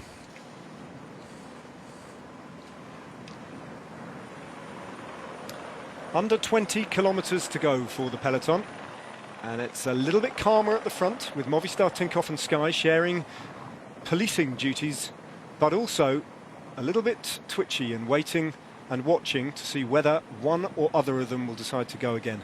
We've seen BMC on the attack, we've seen Tinkoff on the attack, and we've seen the big sprinters teams, Dimension Data, Ethics Quickstep today, and Lotto Soudal just marking the moves. So most of the attacking has come from GC teams. Although having said that, Tinkoff is now no longer really a GC team. They're looking after Peter Sagan today. And Sagan, being Sagan, will believe that he can win today's stage. And he just might. No, exactly, because it's going to be quite difficult for him to... Well, none of the sprinters really have a chance for a while now, perhaps not even to Paris. So this is one of their final opportunities where they'll be very much motivated and have their teams motivated to make sure it happens, which at the moment it's all lining up for a bunch sprint. There's yesterday's stage winner Michael Matthews. He's had a tough day today, so no big surprise to see him towards the back end of this group. And another man who was in the breakaway with him, the 15-man move that went away, Steve Cummings, who's also got a stage win to his name on this Tour de France. They're just lined up behind George Bennett. It's all the same names and the same riders who've suffered the most today who are joining each other for company at the back of the peloton. And if they get distanced, it's no big drama really from now to the end, but they prefer to finish in the peloton if they could. 18.6 to go. Where's the next move going to come from? Edvard Boasson-Hagen moving himself up on the right-hand side of the road. Mark Cavendish will definitely need him. There's the white jersey of Adam Yates on the right side of the road behind Katusha and Lotto Soudal. He's safe. Arthur Vichot, the French national champion, a glimpse of him. He was in a two-man breakaway along with Lee Howard that didn't stand a chance today and was swept up with over 50 kilometres of racing still to go. Luke Rowe on the front of Team Sky has done him and Ian Stannard done a massive job today. Just got to hope they've got something left for if it really kicks off now, because they've basically, it's as if they've been riding on the front of the peloton all day, chasing a breakdown, looking after Chris Froome. And on the left, every team gets a little bit tetchy when you've got a team like Tinkoff sitting there, who I've known pull off some pretty amazing moves in crosswinds before. So that just raises the pressure a little bit, because you know if a whole team's placed up there, they have the horsepower to do damage. Then Movistar sitting there in the middle. So it really is, it's a little bit of a moment where they're all just got to put their arms down a little and they're like, let's just hold it here, we're all happy with this being safe. But at the same time, I don't think any of them trust each other. Look at the wind. It's still there, isn't it? And it's still whipping up behind them mostly at this point in the race. A few more directional twists and turns, so there will be stretches that pick up more of a crosswind or a cross tailwind, and perhaps one's coming the other side of this roundabout. Vigilance at every moment. And that's as traditional a Tour de France shot as the sunflowers, the flamingos of this lagoon. Enjoying a day out in the sun and a bit of a paddle. The only reason we can enjoy these shots of the coastline at the moment is that for a rare 5 minutes or so, there hasn't been much happening in the front of the peloton. It's a waiting game. They snake either side of a roundabout and stitch themselves back together again as the peloton parts company and then rejoins itself. Looking for the white jerseys of Dimension Data. Don't forget, Mark Cavendish is back in his normal team kit today, no longer in green. He has been tending to be a bit more stealth on this Tour de France. It's not the big show of force. He hasn't really got the team to do it either, to string out a big lead out. He's much more improvisational, more spontaneous often invisible until later on in the chase. That's his modus operandi now. Well, those first few days he did, although they didn't have the horsepower for the very big lead out, he did have a more compact and dynamic lead out, and had Bernard Eisel to set it up, Edvald Boasson then to do the positioning lead out, and then the final lead out sprint for the line was set up by Mark Renshaw. Now that worked well, and they had that working, well, obviously extremely well. And then we can see there on the left, on Peter Sagan's wheel is Mark Cavendish, on the left is Bernard Eisel, and for Edvald Boasson. But now they've lost Mark Renshaw because he was out the race yesterday, and that means that he is a key part. But we've seen Mark Cavendish win before, and there just coming to the screen, the Norwegian jersey of Edvald Boasson, who now will be taking Mark Renshaw's place, and instead of going with a K to go and positioning Mark Renshaw for Mark Cavendish, he's going to be in the position of waiting till about 600 metres, 500 metres to really do the final kick for the line. Lotto Soudal have a rider on the front now. Andre Greipel's team have done an awful lot of the early lead out, and not to any effect so far. Greipel's had a pretty underwhelming Tour de France relative to his Giro d'Italia, which he tore into, as did Marcel Kittel. He won 2 stages of the Giro in the first 3 days of racing, and then climbed off when the race got to Italy after a couple of stages. Here they go. This is Tinkoff now starting out, winding it up. But he's not got a problem with his gears. That's Tassato, who can't get his gears to work. Oh, look at that. He was ready to go. Bad moment. So he hands over to Marcus Burkhardt and BMC. That's electric gear failure there. So he was ready to really light it up, as Tinkoff are so renowned to do, and it just all failed because the gears didn't work. Michael Valgren goes to the front of the Tinkoff train, a Danish rider who's been linked a little bit with Sky recently. I wonder if that's where he is bound to be headed next year. Roman Kreuziger as well up front and working for Peter Sagan now, trying to stretch things out. Tinkoff have control of the race.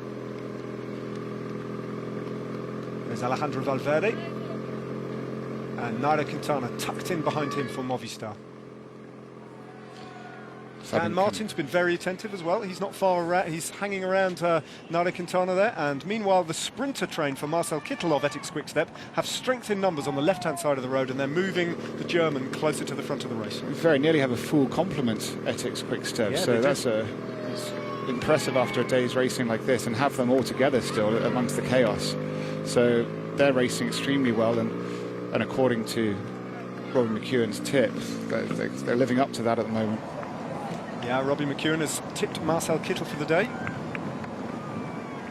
And at the back, that bit of acceleration once again just pops a few riders a little way off the back, and they're sprinting to get back on. And Trek, who's setting the pace now, and Fabian Cancellara has gone to the front, and he's beginning to do what he does.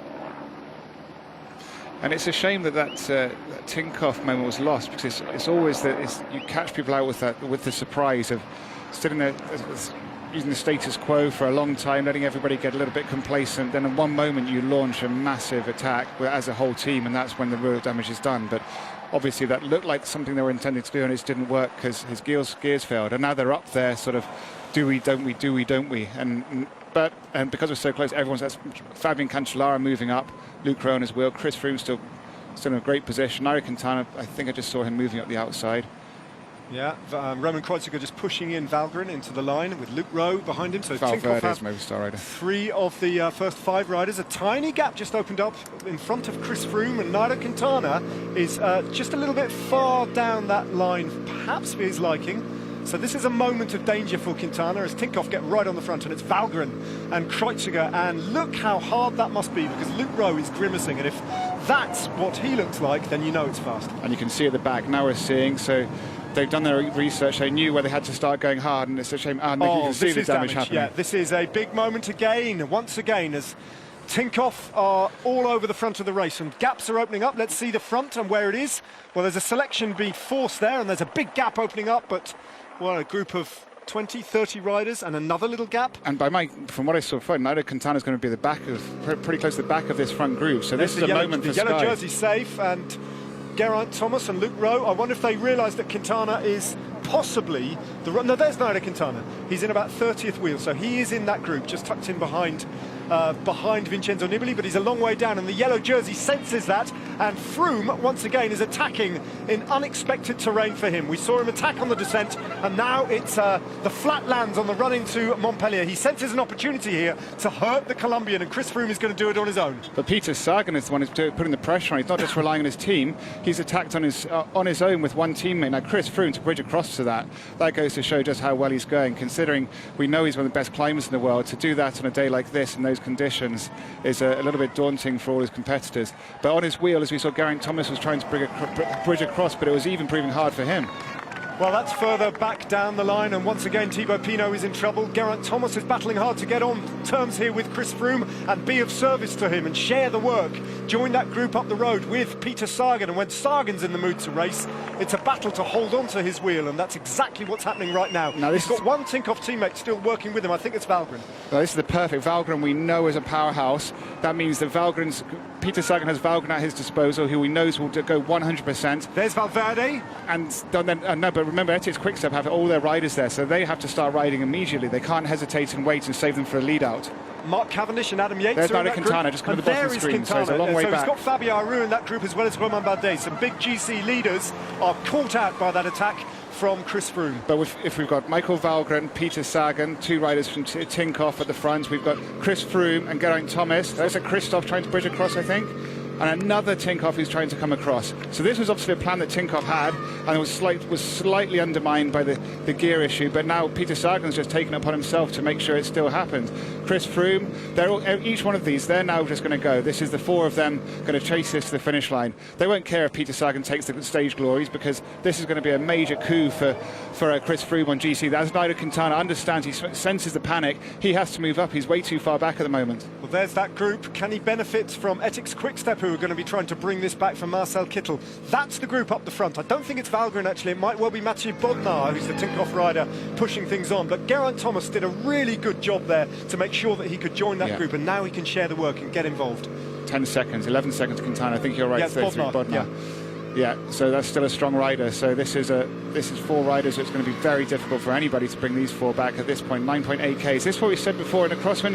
When you time your attack, you have to make sure you can take it to the finish line in order for it to work. So it's such an intense thing to do, and everybody behind is going to be doing the same thing. But now we can see 9.6 Ks to go. They've got the gap, and now it's a case of these four against the teams behind, who have to now try and get themselves organised, which is so difficult because they're all being the red line now from being strung out in the crosswind. They've now got to regroup, and the time it takes them to regroup is when that gap will open up. What are the Etique's Quickstep train going to be able to do about this? They're the biggest team in that group. Mark Cavendish is there, Adam Yates is losing time, and Nairo Quintana is having to sprint to get on terms. He's too far back to even that line. There's every possibility that a gap might open up within that group. Well, this is what we said before. If you find yourself too far, you're on your back foot constantly, and it's very hard to move up, because as you're back, you get put in these line-outs, you're not protected, you're put into the red, and now it's up to Etique's and Lotto Soudal. If they want this stage, they have to start chasing immediately. But again, it's easier said than done, because at this point in the race, everyone's tired as Nairo Quintana moves up on the right. But it's just that's the Etique's Quickstep rider moving up. He knows he's got to get there and start chasing this down now. They can't let those four riders, three of them we know are incredible, and Bodnar obviously is very good, but the three of those guys alone would be difficult to bring back. Well, that's the situation. There's an 18-second gap with 8.4 kilometres remaining, and two of the key jerseys in the Tour de France have attacked and are up the road. A perfect day so far for Chris Froome and for Peter Sagan. And this was the reason that Geraint Thomas was constantly sat on Chris Froome's wheel, so he knew when Chris Froome moved, whether it was bad or whether it was good. If there was a problem, he could go, but if Chris Froome attacked, he could go with them as well. This is a great opportunity for Chris Froome in the yellow jersey, and a wonderful chance for Peter Sagan to win the stage as well. Both those key men have got one lieutenant working with them, and both teams and both jerseys are collaborating at this point. It's a four-man team time trial of four of the very best in the world, and they're hurting a very, very big group with lots of vested interests behind them. And Nairo Quintana has been caught out, and the gap continues to grow. 23 seconds now to the group of Yates, Martin, Quintana, etc. Joaquin Rodriguez, it seems, has dropped even further back off, and now Mark Cavendish is screaming at the radio about the race situation here, just trying to get a little bit of respite behind that red race direction car and get back on. Ilio Kaiser takes things up, though, for Etixx Quick-Step. He was shouting bike change, bike change. That's what he was screaming. So he's screaming bike change, has got a mechanical problem. It looked again like it might be a gear failure, so I don't know what's going on, because we can see he was pedaling, the cadence was way too high, but he was screaming bike change, and at this point in the race it's going to be difficult, because even the cars are far behind, because Peloton keeps breaking up, they're barraged behind groups of riders. Well, that's going to be motivating for the chase for the sprinters teams as well, and Etixx Quick-Step have still got Marcel Kittel to look after. Tony Martin has the big German on his wheel, and they're going to see that Mark Cavendish is in all sorts of bother at the back, and he's going backwards. If Cavendish wins from here, well, it seems very, very unlikely, because that gap is pretty constant, 18 seconds, and Cavendish is in trouble at the back of this group, so it would be remarkable if he can do anything to save this situation. Yeah, this is the best case scenario for Chris Froome right now, and the worst case scenario for Mark Cavendish at the back, having to have a bike change at this point when the race is flat out, because not only is it a sprint for the line, you've got the GC teams now chasing Chris Froome. So you'll have the sprint teams trying to get this back under control so it can be a bunch sprint to bring back Peter Sagan. And you've got all the GC teams at maximum panic. Well, you'd like to think so, because Chris Froome up the road, they're going to have to bring this back. But at the moment, it's just the sprint teams that are going for it. It is, however, a concerted chase. You can see riders from all sorts of different teams now with the same vested interest at this point. They can't afford to let that group contest the stage win. They have to close the gap, the GC teams. The big sprinters teams, they've just got to get across and get their men into position. So even though they're in different team colours, they are working together. There's Yates, there's Quintana, and Quintana's moving himself closer to the front of this chase. But the chase is not moving itself closer to this group, and they continue to build or hold at the very least an advantage. 21 seconds to the front of the group. Mark Cavendish, there you go. Well, surely that's the end of his day. He rolls to the side of the road. He's going to have to wait another day. Is this the end of his Tour de France? I wonder. Will he take this moment as he sees a chance of a stage victory go up in smoke in front of him in the crosswinds of Montpellier? What will be going through his head right now? Well, that's definitely a mechanical problem, so we'll find out after the race what it was exactly. But look at this is Peter Sagan. Considering he was in the break all day yesterday, attacking from effectively kilometre zero right to the final metres. I mean, to have recovered and doing this, and he was the one that forced that on his own. He forced that gap and forced Chris Froome into action. And you can see now all the sprinters teams, it's all hands on deck right now, but it's panic general, and they'll all be flat out, and they're going against 3 or 4 guys there who are possibly stronger than 8 of those domestiques for the sprint teams. So it's going to be a difficult and a close one, but it does get a little bit heavy in the last couple of Ks. There are a little false flats, but it is big roads, but at the same time it's Chris Froome and Peter Sagan and Geraint Thomas. I don't think they're going to be affected by some false flats, whereas this chase will be. This is not a conventional breakaway that's got itself up the road. It is going to take an almighty effort to pull it back. 24 seconds to Froome, Sagan, Bodnar and Thomas. And they continue to set a blistering pace and hold on to their advantage. Etixx Quick-Step are going to throw all their big guns into this part of the chase. Tony Martin has the front of the peloton now. Peter Vakoc has been sent up to join in that blue train, and Lotto Soudal have got a couple of riders as well as Katusha, but that's all that Tony Martin could do. He drops off the front. But Etixx Quick-Step have only put 1 rider in that chase. Look, I mean, that just seems a bit ridiculous when they've got all that manpower there. There's Alaphilippe who's dropped off, so I think he's just done his work, so he's sacrificed himself for this, and now he's dropped off. But at the front, they've put Etixx Quick-Step as if they're still saving all their riders for a lead-out. There's no point in having a lead-out if there's a break up the road, so they should just put all their riders into this chase. Look at all the Etixx there in front of 1, 2, 3, 4, I think there are still. Or maybe they believe in the algebra. Maybe as they pass through, 4 kilometres to go on the race, they still think they have this under control and enough collective firepower. Joaquin Rodriguez endures another tough day on the road. He'll be losing time today. I think he might even be off the back of that group that is trying to chase the leaders down. Yeah, that's another group on the road altogether. That's the Rodriguez group further down, 500 metres further down than Nairo Quintana. So a heavy hit for the Spaniard from Katusha, who announced his retirement on the rest day. So Andre Greipel has got his troops there. He's got 2 riders in front of him, but the gap's not coming down.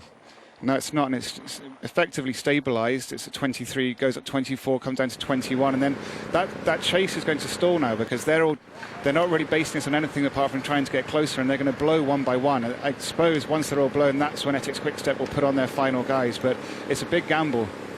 Ordinarily, with big sprinters teams chasing down a four-man breakaway, the arithmetic would suggest they're going to be caught, but this is no ordinary breakaway. They've only just attacked, and they straight away took out a 20-second advantage, which they are holding. The green jersey, the yellow jersey, and two of the key domestiques. Bodnar goes to the front. Geraint Thomas has a quick look, or rather Sagan looks across to the Welshman. And Chris Froome moves alongside Peter Sagan and takes his place, and he's sharing the work. It's not as if the yellow jersey is just sitting on and being protected. He's driving this equally. It's remarkable to see a yellow jersey and green jersey in attack at the end of a race, in the final part of a crosswind day at this point in the race. It's a rare sight to behold. And you can see that chase now all just dropping off. They're all blowing up one by one. So Andre Greipel's only got one rider there, really, because he's probably saving the other one for the lead-out. But now that lead-out man's going to have to be sacrificed. So now we're going to see if the Essex Quick-Step gamble pays off. If they've just let the other Greipel use up his whole lead-out train and panic, and then profit and come over the top, as now Giant come in to help. They've still got 2 riders, 3 riders, and I Am are there. So, but Essex still holding back. Well, Giant Alpecin have got some big engines, and it's not often we've seen them so far on the Tour de France, but they've got 3 riders on the front, including John Degenkolb. I wonder, 17 seconds, 16 seconds, still got 2 kilometres, well, 3 kilometres for this group, but they have been detached. So about 2k to go for the leaders. And it's a tailwind on the finishing straight, so that's going to benefit the breakaway. If they can get themselves there, then they're going to be safe. It's going to be very hard to bring them back in the tailwind. But again, and also, we have to remember there's no dimension data chase. Not that there has been really in any of these races, but in the stages, because of the horsepower of their team. But now that Mark Cavendish is out, they won't be contributing in the slightest.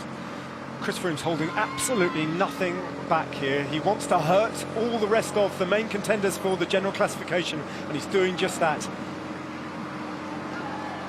Under the Flamme Rouge now, under the 1 kilometre to go kite. Peter Sagan in the green jersey and the red number on his back, denoting yesterday's most combative rider. He's at it again, and Bodnar takes them through. And you can see the tailwind blowing that flag, so that's going to be very difficult for Peloton to come back, even in the flurry, 14 seconds in a kilometre against those riders. But we can see the lead-outs begun early. This is what they've had to do. Normally a lead-out would begin with 500 metres. They're using all their lead-out men with more than a K to go. We're onto the fixed camera positions now in the closing few hundred metres. It rises gently uphill, and Geraint Thomas just steps out of his saddle and onto the pedals, and Chris Froome continues to work essentially now as Geraint Thomas pops off this chase as a lead-out man for what will surely be an inevitable win number 2 for Peter Sagan today. This win won't be contested by Mathieu Bodnar. The green jersey looks over his shoulder to see the chase developing behind him as Geraint Thomas might be swept up, but these 3 are up front and on their own together. They will cross the line as one, and they will surely hold off this chase that have left it too late. The organisation was never there.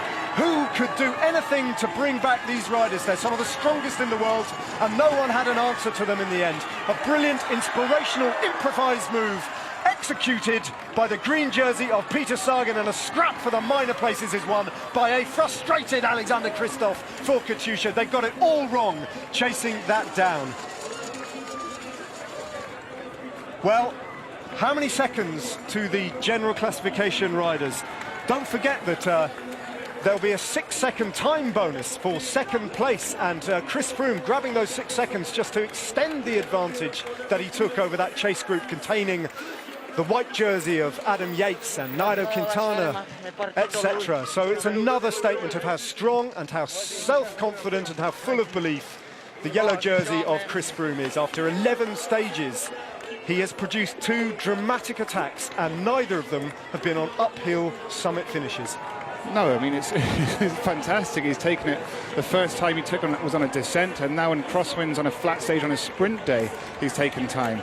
So it's wonderful to see, and it really does go to show how the tactics of Team Sky have completely changed this year.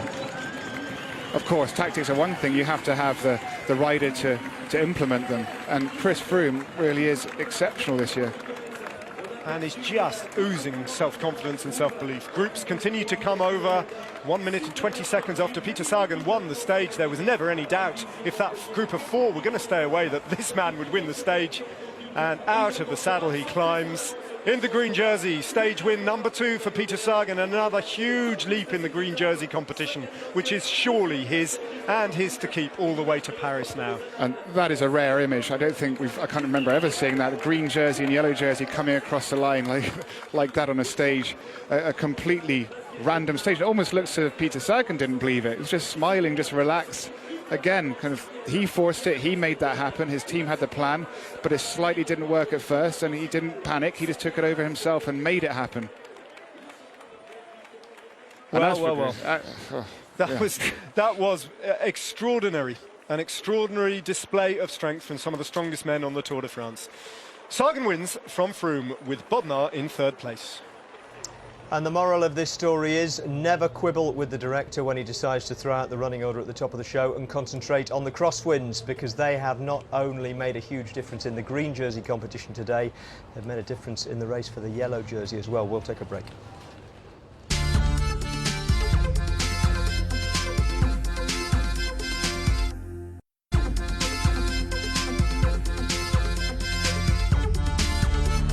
Okay, it's official. Pre-race punditry is dead. No one, I stress no one in the world, predicted a sprint between the yellow jersey and the green jersey for the stage win today. But that's what we got, and good on Chris Froome for deciding to have a go at Peter Sagan. You see, he launches his sprint from behind him.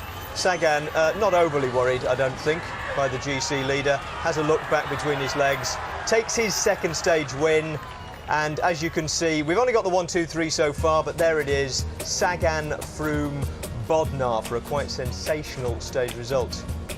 There are the pair of them congratulating each other behind the podium, because they both got what they wanted today. Peter Sagan standing, by the way. Chris Froome is sitting on a bike warming down as he usually is.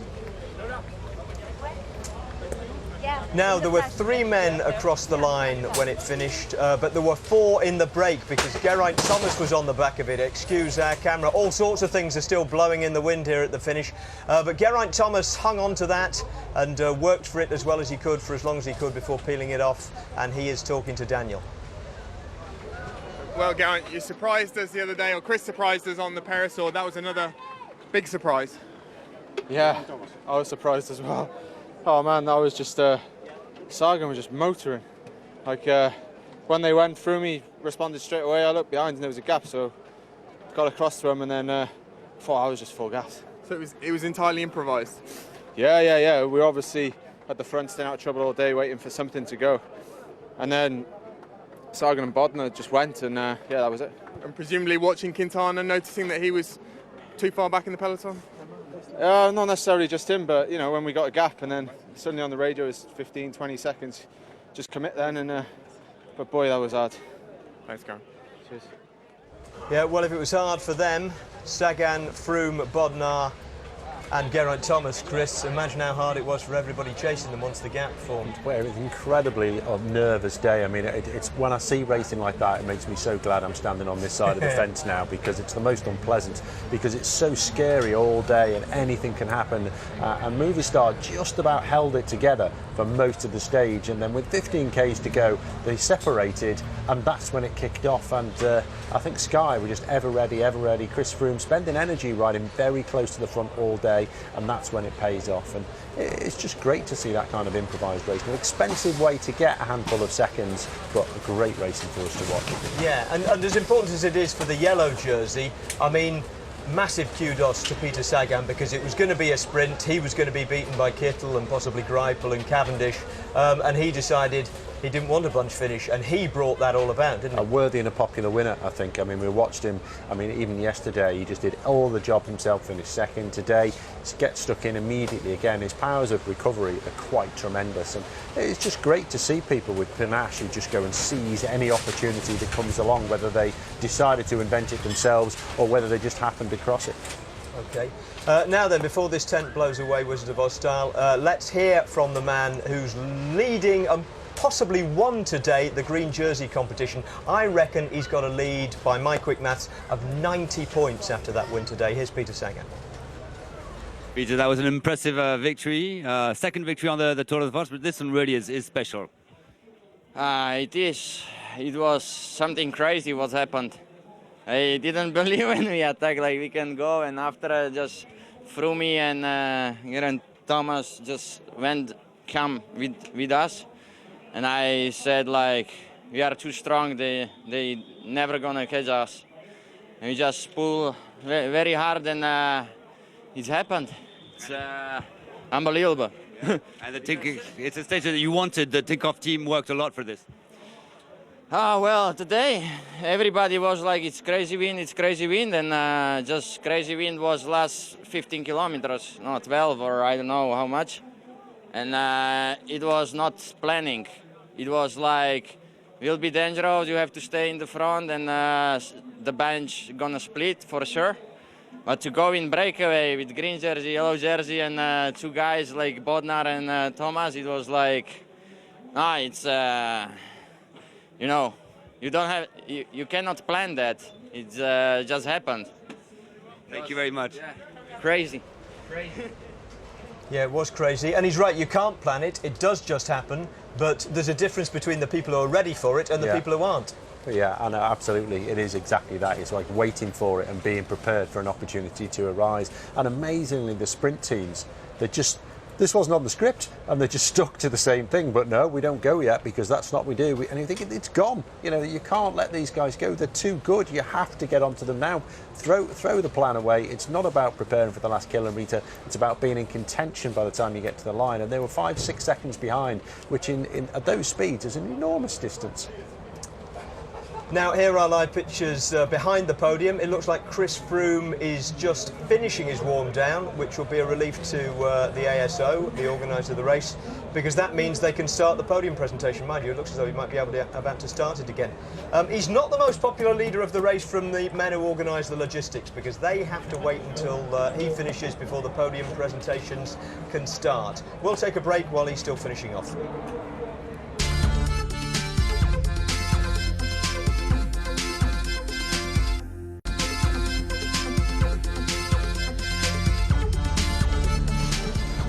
Well, he doesn't spend much time in his own kit, does he, Peter Sagan? He's either wearing the World Champions jersey or he's wearing the green jersey, which he may well have sewn up today with that brilliant stage win, his second of this year's Tour. There is the stage results. Sagan, Froome, Bodnar, the 1-2-3, which we already knew. Alexander Kristoff, a very frustrated Alexander Kristoff, led home the chasing bunch, 6 seconds behind them. Ahead of Christophe Laporte, Jasper Stuyven, Edvald Boasson-Hagen, Andre Greipel, Sondre Enger and Oliver Nelson. And this is what it's done to the general classification. Froome now has a lead of 28 seconds over Adam Yates instead of the 16 he had this morning. 31 over Dan Martin instead of the 19 he had this morning. 35 on Nairo Quintana. Bauke Mollema's 5th at 56, as are Romain Bardet and Froome's teammate Sergio Henao. Alejandro Valverde's at a minute 13 with TJ Van Garderen. Roman Kreuziger is at a minute 28. OK, now the good news for ASO and everybody else is that Chris Froome is off his warm-down bike and is about to go up to the presentations. Let's join them. For the second time of asking on the 2016 Tour de France, Peter Sagan will be on the top step of the podium, having taken another stage win, a completely different set of circumstances, and with it he'll be wearing a different coloured jersey. After his first win, that meant he took the yellow jersey, the first in his career. Well, today it's business as usual for the world champion, just another ordinary stage win, and with it, an extended lead in the green jersey. So he's been here and done this twice now on the Tour de France, but David, just watching that, even as we watched it for the first time, and certainly when we watched the replay, there was just a sense that you thought he might have been looking at Mathieu Bodnar and saying, go on, you take it, and not expecting Chris Froome to contest the stage victory. No, I think he was definitely handing it to him. We see him flick off from and give the little elbow as if saying, buddy, you come through, and he slotted on his wheel, and I don't think he ever thought that Chris Froome was going to come by. And so when he came by, he had to sprint and take it, hence his victory salute, where he was a bit sort of like, didn't really mean to do that. That wasn't supposed to happen. But Bodnar, I think, that goes to show the type of rider Peter Sagan is, and also why his teammates are so loyal to him, and do a job like that, do something today which was truly exceptional, and Peter Sagan was going to repay him with the stage win, which we see so rarely these days. And what a rare occasion that was to see the green jersey and the yellow jersey on the Tour de France contesting a 1-2 over the line. Almost a hark back to days of old when yellow jerseys attacked on all sorts of different stages and all sorts of different parcours. That was seeing the green jersey and yellow jersey coming in together on a flat crosswind day when we were talking about Kittel, Greipel, Cavendish. It's such a surprise, but it was really amazing bike racing and such a joy to watch and exciting and wonderful to also see the way Geraint Thomas, he saw it happen and he realised what he had to do, and he only just made it onto there. And once again, it's France that makes a bike race. The wind prevailed today and the best riders responded, and no one responded better than this man. The yellow jersey, the only GC rider to look at that big move from Peter Sagan to win the stage and get on his wheel. And that's the difference between winning the Tour de France and losing it. And Chris Froome, who has been caught out in the past in the crosswinds, nailed it today. He'll continue in the yellow jersey, and the form he's in, who would bet against him riding in yellow all the way to Paris? 11 stages down. Well, this is how his gap has increased thanks to today's ride. Froome now has 28 seconds on Yates, 31 on Martin, 35 on Quintana. And the rest of the top 10 stays Mollema, Bardet, Enau, Valverde, TJ Van Garderen and Roman Kreuziger, who's now at a minute 28. Now, looking for his fourth stage win today was Mark Cavendish, but regardless of what Peter Sagan had done, he was out of it because he had problems with his rear mech, we understand. Daniel spoke to him. Mark, you had a mechanical problem with about 8 kilometres to go. You must be desperately disappointed having done so much hard work today. Yeah, shit happens, I guess. It's like, at least I didn't get beaten. That's the positive I can take out of it. Yeah, that little group went. We went to the front, and Bernie went straight to the front and I was moving up with Edvald. And like gears in crosswinds, it's just a bit choppy and bing! I hit my rear mech in someone's wheel. Don't know if it was my fault, don't know if it was their fault. Like, it's irrelevant really. That's it. My rear mech stopped working. I don't know whether the electronic thing come out or I broke the spring or something, but it wouldn't go a lot lower than the 15, so you can't even keep up at 70k an hour there, you know. And then obviously, because the bunch was in pieces, there's no car behind changing my bike. That's it. You weren't sure this morning whether there would be crosswinds or echelons because the route went in a pretty straight line most of the time. Did it surprise you how gnarly out there it was? No, I said there'd be like crosswinds. I just said I didn't think it split up. Where I was, it didn't really split up, you know. I thought the bunch was in. I thought we were in quite a big bunch. I didn't realise it was splitting so much behind. And then at one point, I was like, just thought I'll have a breather. Went a few lines back, and I was already at the back. I was like, Christ, it is pretty windy, isn't it? It's all right though. And Chris Froome attacking and gaining seconds in the last 5 kilometres. Does that surprise you? No, it doesn't actually. You know, he's rode quite aggressive tour actually. So fair play. Like, it's quite nice. It's nice for the race to see the green jersey and the yellow jersey going up the road. So. Cheers, Mark. Mark, I'm sorry. I know you were trying to figure out what exactly happened. Now, let's take a quick look ahead to tomorrow's stage. 184 kilometres, we hope, from Montpellier to Mont Ventoux. There are 2 other climbs on the route, but it's really one long on-ramp to Mont Ventoux. However, there are 100 kilometre-an-hour winds at the top of Mont Ventoux, and there is talk of stopping the race early, 6 kilometres short, and about 4.5 or 450 metres lower down at Chalet Reynard, which would be a terrible shame for the race, but possibly a necessity. We will let you know when we know. Live coverage of the stage, we hope, to Mont Ventoux tomorrow at 2 in the afternoon. Highlights at 7, and highlights, of course, of this stage at 7 o'clock tonight when we get off air here. And Chris, would be a terrible shame if they can't go to the top of Mont Ventoux. And Chris Froome, having expended his energy, might be grateful if they don't. Yeah, well, it'd be disastrous for Nairo Quintana. One of the few chances he's got left at a summit finish. Needs every second he can get, and he might have some of it taken away from him. But it'll still be a great stage, I think, no matter what.